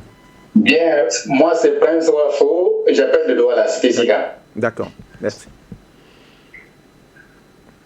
Allez-y, Prince. Bien, je vous en prie. Les routes au Cameroun, retenez-le, elles sont faites pour ne pas durer. Elles sont programmées pour mourir à terme. On a vu des routes au Cameroun qui n'ont duré que le temps d'un événement. J'en ai vu à Bounamoussadi. On bouche les trous le temps d'un tour cycliste et puis le lendemain la pluie balaye tout. Je vous dis que l'équipe là en place, votre ministre de Travaux publics et ça, tous ne font, c'est des ennemis du président de la République. Si le président Paul Biya perd les élections au Cameroun, ce sera à cause des routes. Je vous assure que c'est comme ça. Et les gens sont là pour le piéger, j'ai l'impression. Ça ne vaut pas la peine, ça fait mal. Il faut voyager au Cameroun pour savoir qu'on souffre. Et c'est terrible quand j'entends les Batenguene sur le plateau. Bon, ces enfants qui parlent tous les jours, c'est un des qui vous parle, hein, c'est un papa de 70 ans qui vous parle là. Donc, quand j'entends les enfants là, ça me touche. Ça me touche.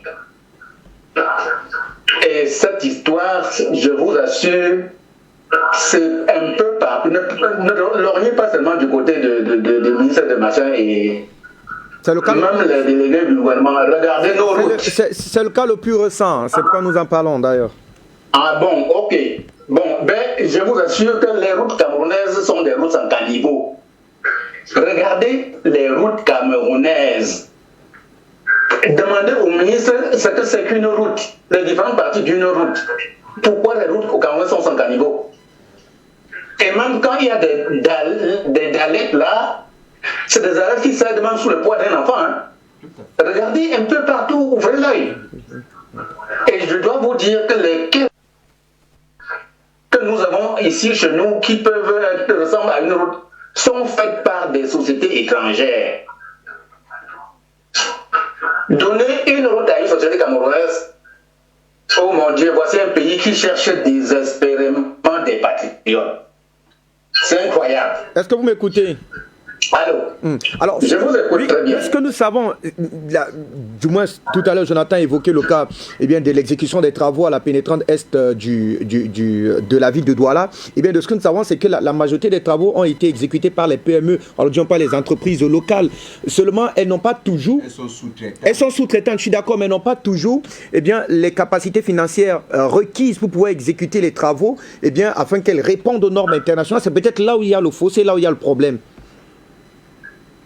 Bon, je vous suis très bien. Est-ce que vous... je vais vous donner l'exemple. La route qui part de ceux qui connaissent Douala, Total Anatole vers l'ancien cinéma Le Vouri. C'est une société chinoise qui l'avait réalisée.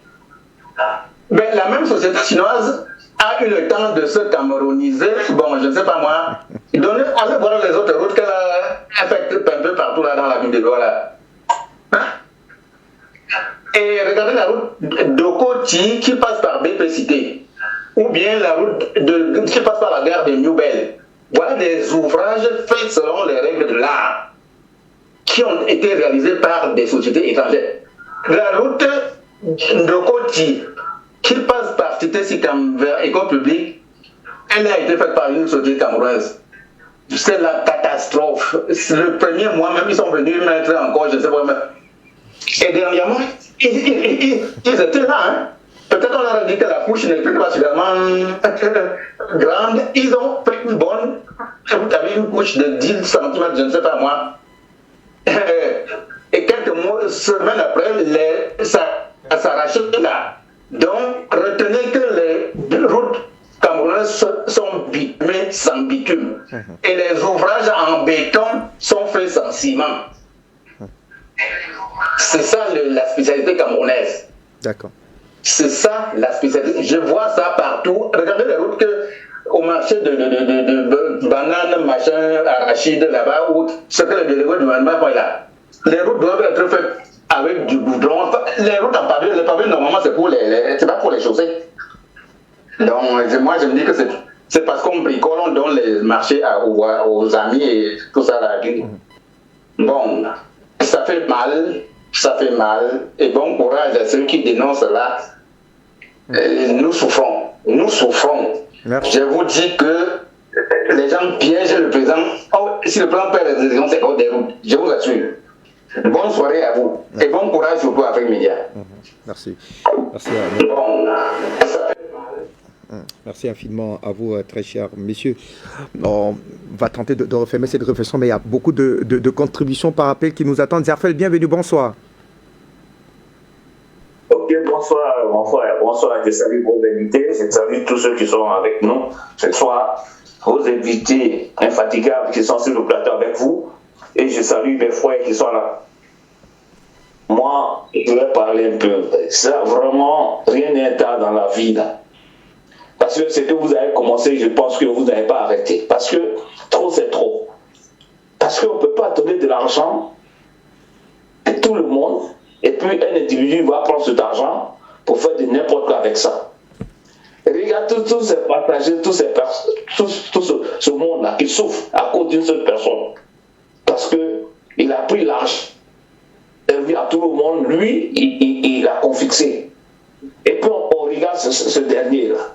Non, c'est pas moi, je ne parle pas du président, lui, il a déjà nommé des gens. Mais si vous, aujourd'hui, les médias là, vous devez parler de ça tous les jours, même pour que ces gens-là puissent prendre conscience. Ou on va les arracher tout ce qu'ils ont comme bien pour les vendre aux enchères, pour que les travaux qu'on les a confiés, pour qu'on continue. Mais si on ne parle pas de ça, si même, moi j'appelle sur la jeunesse des Camerounaises, parce que vous êtes focalisés sur les motos qui n'a pas, comment dirais-je, qui a été chez tes parents chers, c'est pas sur la moto seulement tu as laissé pour vieillir. Prenez aussi le temps de vous exprimer sur les médias, parce que c'est vous-même qui donnez la vue aujourd'hui aux Africains. Vous êtes assis sur des trésors de communication, mais vous n'êtes pas capable. C'est-à-dire que vous êtes, je ne sais pas, vous êtes occupé à faire quoi? Et c'est vous qui s'ouvrez dans la boue, que vous payez des impôts. Bien sûr, tu es sur la moto, ce que tu fais, tu payes toujours quelque chose à l'État. Et ces routes-là ne sont pas bonnes. Hein? Parce que sans la route aujourd'hui, un pays ne peut pas développer. Parce que même si tu as des pistes qui sont bien traitées, tout ce que tu fais aujourd'hui, tu auras de l'argent. Parce que tu as parti en brousse, tu vas bien la vendre, tu vas vendre ta marchandise, tu auras de l'argent. Mais s'il n'y a pas de route pour sortir de la brousse, comment tu vas vendre ce que tu as produit dans la brousse avec ton énergie? Donc c'est pourquoi moi je demande aux jeunes Camerounais de ne pas perdre leur temps seulement à toi dans les bars pour boire de la bière et se saouler puis aller dormir. Quand tu te lèves le matin, là, quand la porte disparaît dans toi, là, tu vois maintenant la galère devant toi. Donc tu as des enfants, tu as des projets, et quand tu as te lever un matin, tu n'as rien, tu vas aller mourir dans le désert. Donc tu as de l'argent sur toi et devant toi. Je vous prie, mes frères camerounais, la jeunesse surtout, ne connaissez pas parce que le patriarche, lui, l'a déjà fait. Mais vous, la jeunesse, ceux qui ne veulent pas vous servir là, et allez vers. Parce que chez vous, il y a beaucoup de médias. Allez vous exprimer devant sur ces médias-là, dénoncez ceux qui bouffent votre argent. Mais dis donc, comment dirais-je, moi je sais que, comment dirais-je, il y a des gens qui viennent parler toujours, mais je pense qu'il y a beaucoup qui parlent des choses de tous les pays africains. Mais nous aussi, on est obligé aussi de parler pour vous aider aussi. Parce que vous dormez trop. Vous dormez trop. Les gens peuvent détourner des milliards, et puis les médias sont là, il n'y a pas quelqu'un qui dénonce. Pas chez nous, on bouffe 5 francs en Côte d'Ivoire. Voilà, on va dénoncer. Les Libanais qui sont en plein chez nous là, ils ont chaud dans ces jours-là. C'est comme ça. Il faut élever. Vraiment, je dis bien des choses à ceux qui sont là présentement en train de critiquer ces personnes, des méchants qui sont là en train de bouffer l'argent des Camerounais, qui sont là aujourd'hui, le Cameroun est dans la boue. Ils ne peuvent même pas sortir leurs marchandises pour quitter dans les champs pour venir les vendre en ville. Parce qu'il n'y a pas de route. À cause d'un individu. Bon, je m'arrête là parce que vraiment ça me fait très mal. Je vous encourage de continuer dans ce sens-là. Ce n'est pas une journée seulement vous devez parler de ça. Parlez de ça tous les jours. Merci. Zerfel, rassurez-vous, on mènera cette veille citoyenne pour permettre effectivement à nos médias de pouvoir jouer effectivement d'apporter notre part de contribution à ce que les choses s'améliorent, du moins ce que le quotidien des Africains, mais surtout des Camerounais également s'améliore. On va tenter de franchir la dernière ligne droite de cette production. C'est pas, la parole était à vous. Charlie, on va tenter de refermer. Est-ce qu'il y a de l'espoir aujourd'hui finalement? On voit une forme d'inertie qui est observée pour des dossiers pareils. Le cas des travaux routiers, on en parle depuis un moment. On a l'impression que plus ou moins rien ne bouge. Il y a des bribes d'informations qui nous viennent des couloirs, mais qui ne sont pas toujours capitalisées, alors confirmées au niveau de la plus haute, autorité du Cameroun. Avant peut-être de vous retrouver, il y a un autre appelant qui nous retrouve très rapidement. Allez-y. Je crois que c'est Hilaire qui revient. Hilaire, quelque chose vous aurait-il vous aurez échappé lors de votre première prise de parole? Oui, juste.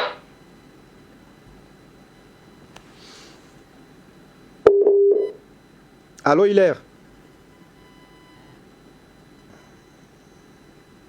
Allez, des soucis de liaison peut-être lors de votre première prise de parole. Alors, non.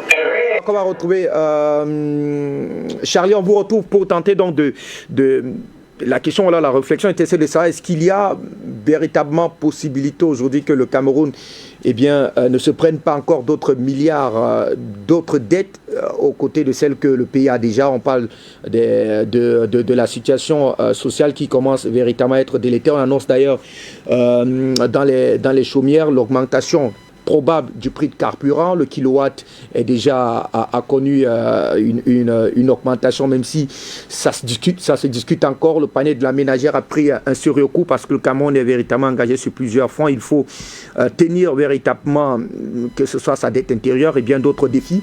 Alors il faudrait certainement pas en ajouter encore. Que faut-il faire? Du moins, est-ce qu'il y a de l'espoir aujourd'hui à ce que la véritable prééminence locale parlant du chef d'État puisse sévir et remettre effectivement les pendules à l'heure?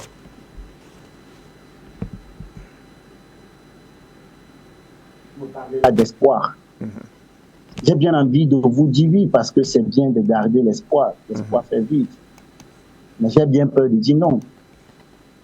De dire non parce qu'avec ce gouvernement actuel, il n'y a aucun espoir.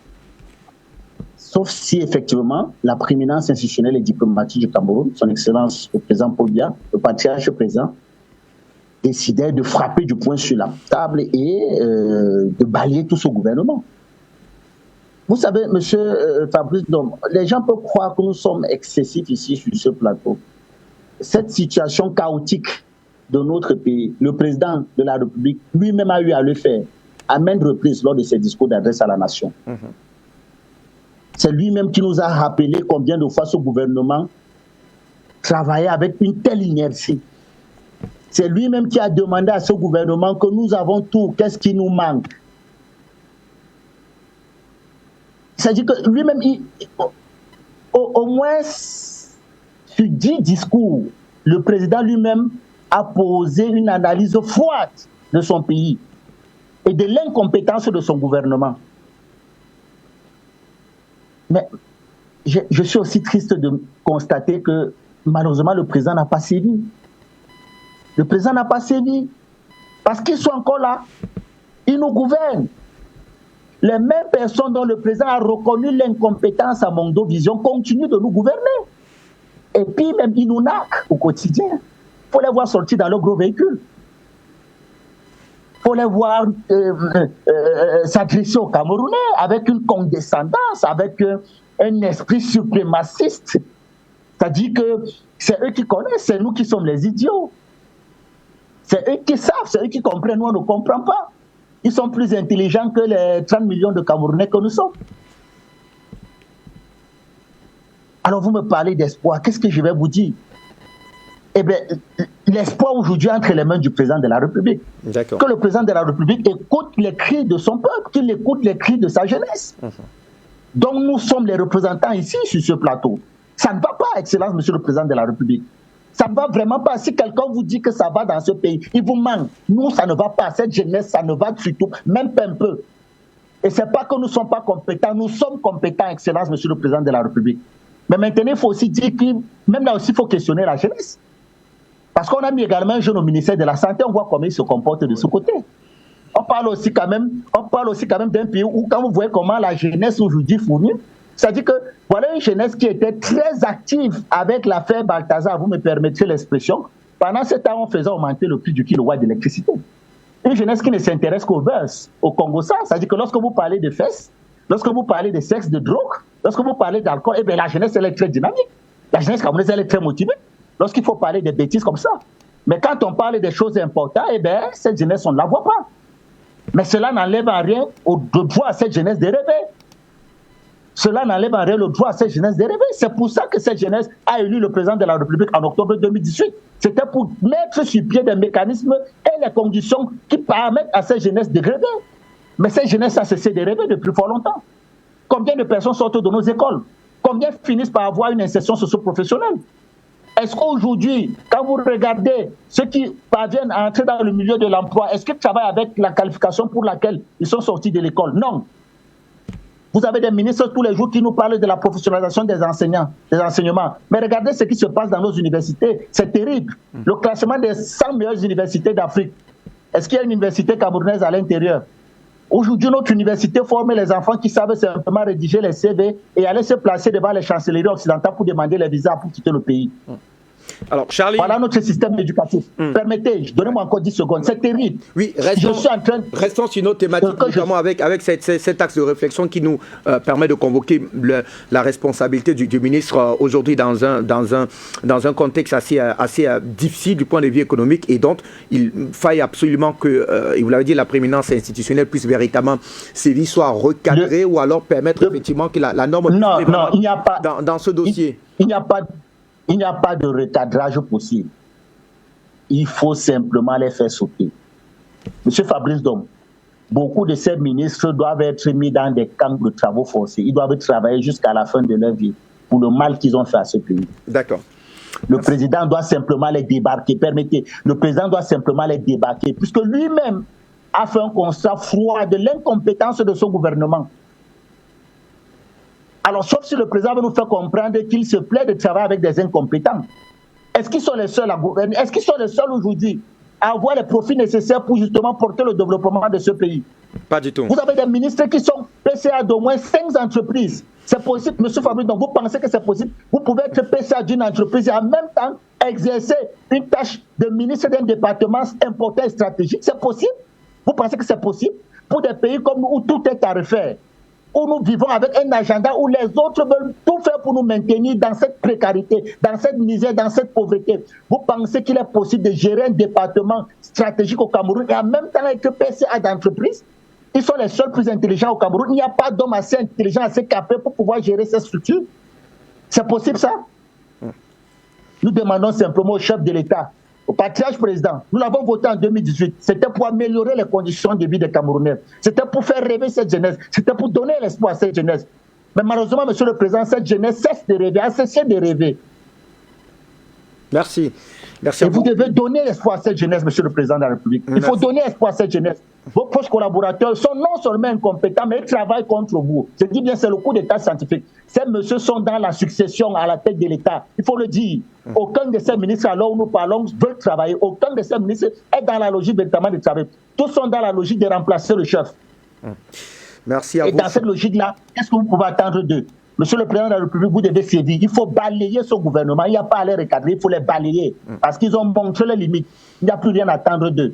D'accord, c'est bien compris. Le message est passé. Charlie Kenyé, docteur Achille, que je vous retrouve davantage sur cette question. Mais avant, il y a cet appelant qui nous retrouve depuis la France. Vous présentez rapidement votre point de vue sur le sujet.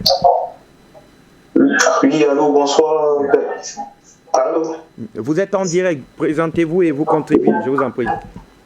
Oui, bonsoir Fabrice, c'est Bertrand depuis la France. Je suis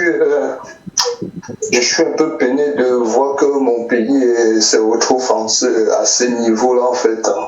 Je suis très choqué comme beaucoup de Camerounais qui, quand on parle d'ici on arrive au Cameroun et qu'on soulève parfois des critiques, on nous fait passer pour des gens qui n'aiment pas le pays.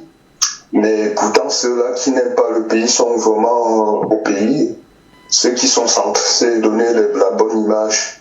Mais je pense que nous aussi, les autres populations, nous donnons aussi trop d'importance à ces gens-là où on appelle souvent les ministres. Et qu'il va falloir que c'est la population qui prend l'initiative de s'en occuper de ces personnes-là, puisqu'on ne peut pas continuer comme ça. Alors, à un moment donné, il va falloir on ne peut pas également vous permettre en tout cas d'inviter les Camerounais à la violence. Il y a plusieurs moyens pacifiques par lesquels le peuple peut également exprimer son mécontentement vis-à-vis d'un ministre qui est au président de la République à prendre effectivement ses responsabilités. Je suis d'accord. Mais sauf que ça se passe pas forcément par la violence. Hein, non, je ne dis pas que c'est ça. Il y a plusieurs façons de se mobiliser et faire bouger les choses.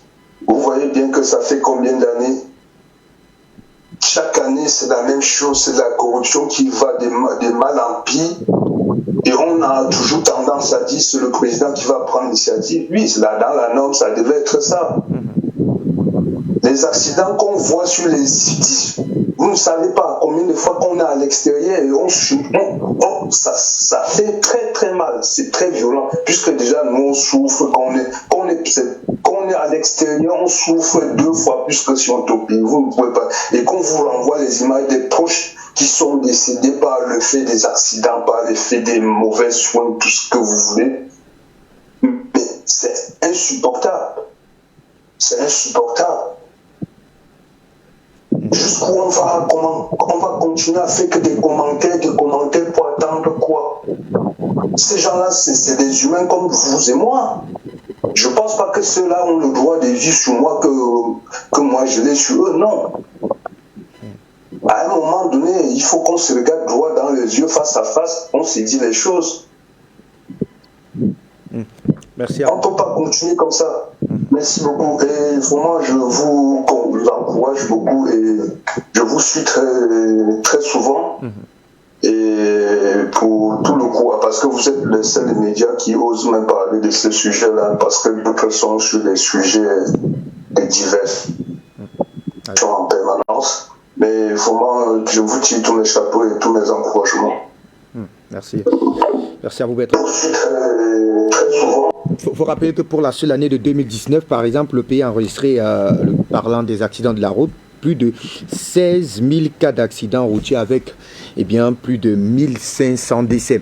Docteur Achille, que le plan de stratégie nationale de développement de 2030 qui devrait baliser un certain nombre de développements des infrastructures de base, est-il, de votre point de vue, docteur Achille, ce SND 30 est-il finalement voué à l'échec? Écoutez, je pense qu'on ne peut pas être très optimiste quand on observe ce qu'on observe là aujourd'hui. Mes prédécesseurs, Jonathan, Charlie Kenyé particulièrement, a été très, très, très explicite, n'est-ce pas? Il a bien expliqué ce qui se passe. Il a pointé du doigt, n'est-ce pas, les différents responsables dans plusieurs cas de ce qui se passe. Moi, je suis au Cameroun il y a quelques semaines. Je suis allé à l'ouest en sortant de Douala pour Banga. Entre Douala et Mbanga, on a pris 2 heures de temps. 2 heures de temps, n'est-ce pas? Et on me dit que c'est comme ça, ça a toujours été comme ça depuis un bon bout. Vous voyez que c'est juste un petit tronçon, mais on passe 2 heures de temps parce qu'il y a des nids de poules, il y a des embouteillages. La route a été très mal faite, c'est-à-dire que c'est une double voie qui subitement s'arrête et devient une seule voie. Et tout le monde est obligé de se faufiler dans cette voie avec des trous, des nids de poules partout. Vraiment, c'est déplorable. Alors, ce que je peux pas dire que je suis optimiste par rapport à cet agenda, mais il y a des choses que j'aimerais quand même mentionner. Il y a des spectateurs qui ont parlé tantôt, tout à l'heure, notamment par rapport à la décentralisation. Il y a un monsieur, je sais pas trop au Cameroun qui a parlé de décentralisation. Je pense que le problème de l'unicité de la caisse de l'État, là, c'est un gros problème.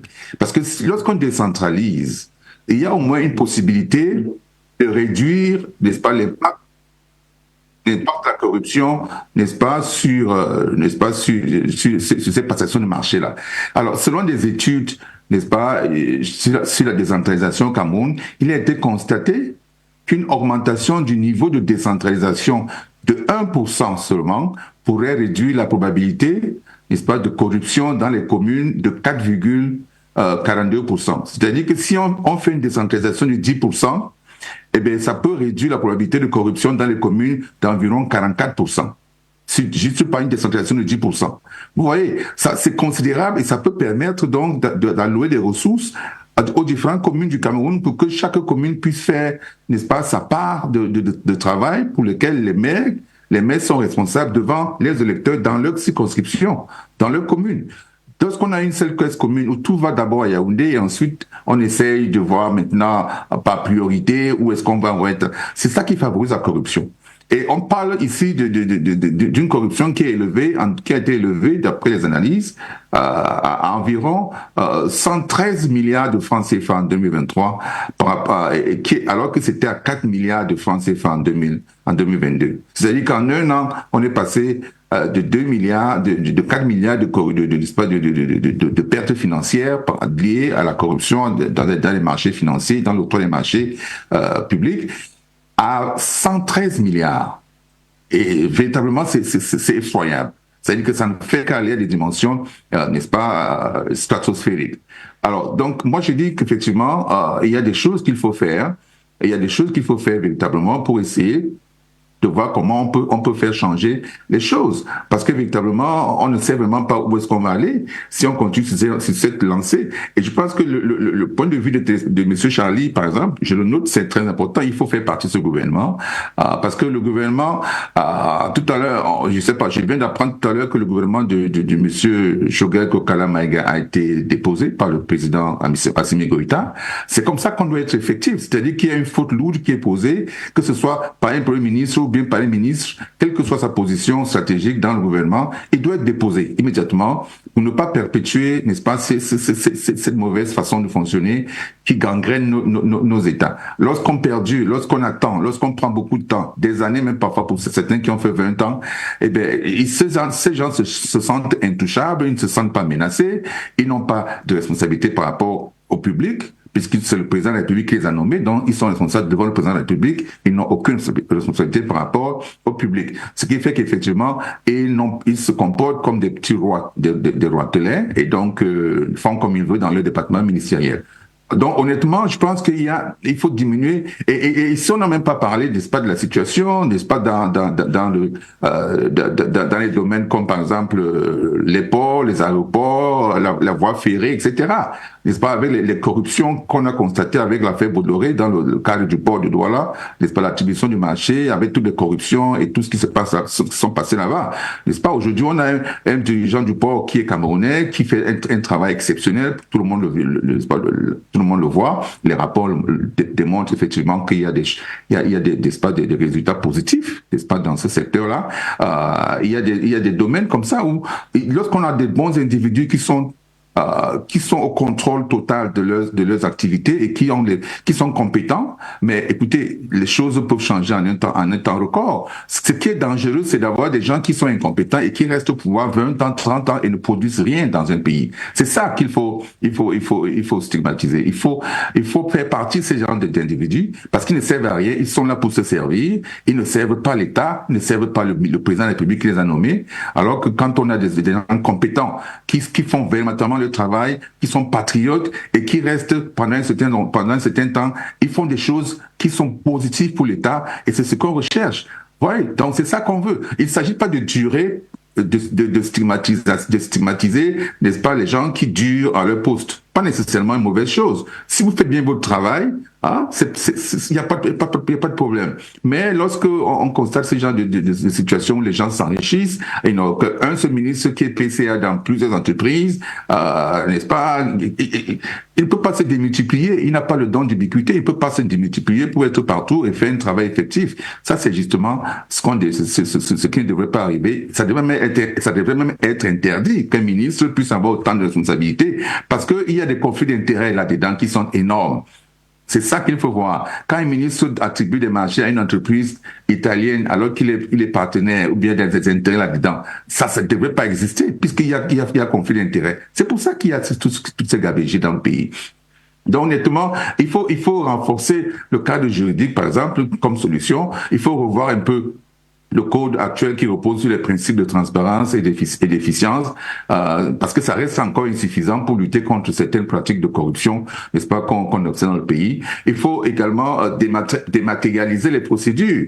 Vous voyez, la dématérialisation complète du processus de passation des marchés, n'est-ce pas, est une réforme clé qu'il va falloir prendre pour n'est-ce pas, réduire la corruption qui existe sur le plan national aujourd'hui. Parce que même les organismes qui sont chargés de faire le travail, n'est-ce pas, le font peut-être avec des rapports qu'ils émettent, mais à la fin, on ne voit pas les résultats sur le terrain. Aucun changement de etc.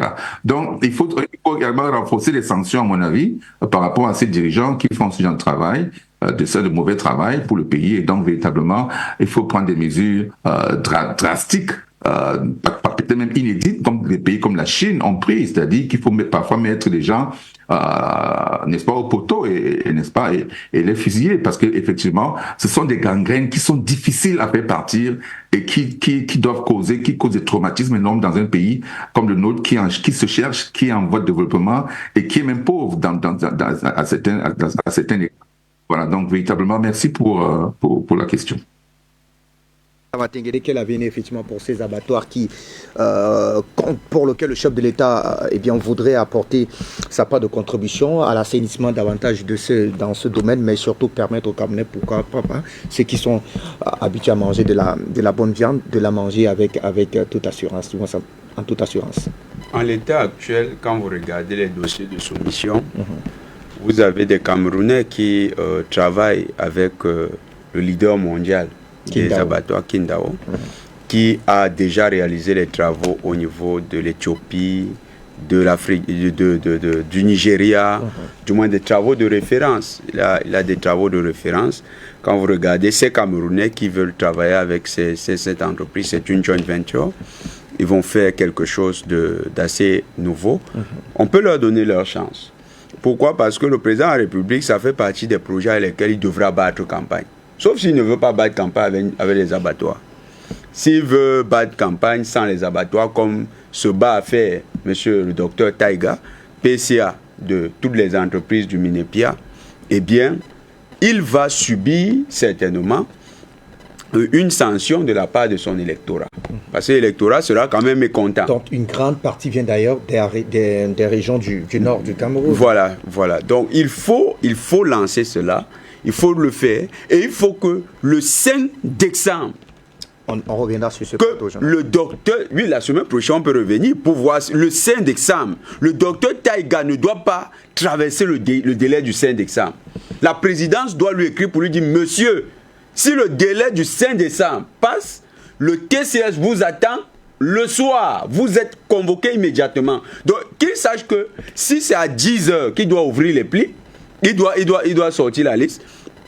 Et qu'à 11 heures, la liste n'est pas à 14 heures ou trop tard, à 14 heures, il doit être déjà sur son banc au TCS. C'est son gendarme, son aide de camp qui doit l'accompagner sur son banc au TCS et il attend son heure d'être entendu par le juge.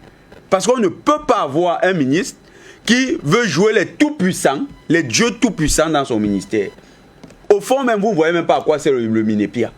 Tous les projets, c'est les projets du docteur Taïga. Tous les projets. Il a redirigé les projets même dans son village. Et dans son village, même ses cousins disent que les projets ne se font pas pour le compte du village. C'est les projets personnels. Il est opérateur économique, il est dans tout. Mais quel est ce genre de ministre? Il faut le sanctionner. D'accord. Lui, le ministre de l'urbanisme, le ministre comment on appelle, ministre des Travaux publics, ministre de la Santé, il y a encore d'autres ministres. Vous avez suivi ceux qui s'occupent des affaires humanitaires là.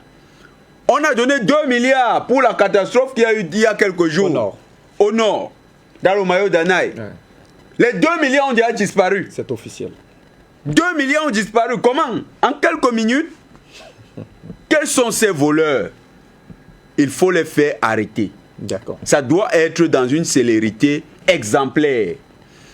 Il faut maintenant que le président de la République ait le courage. Parce que quand on demande qu'il débarrasse tous ces gens, le président de la République doit savoir que l'héritage qu'il va laisser au Cameroun n'est pas un héritage simplement matériel.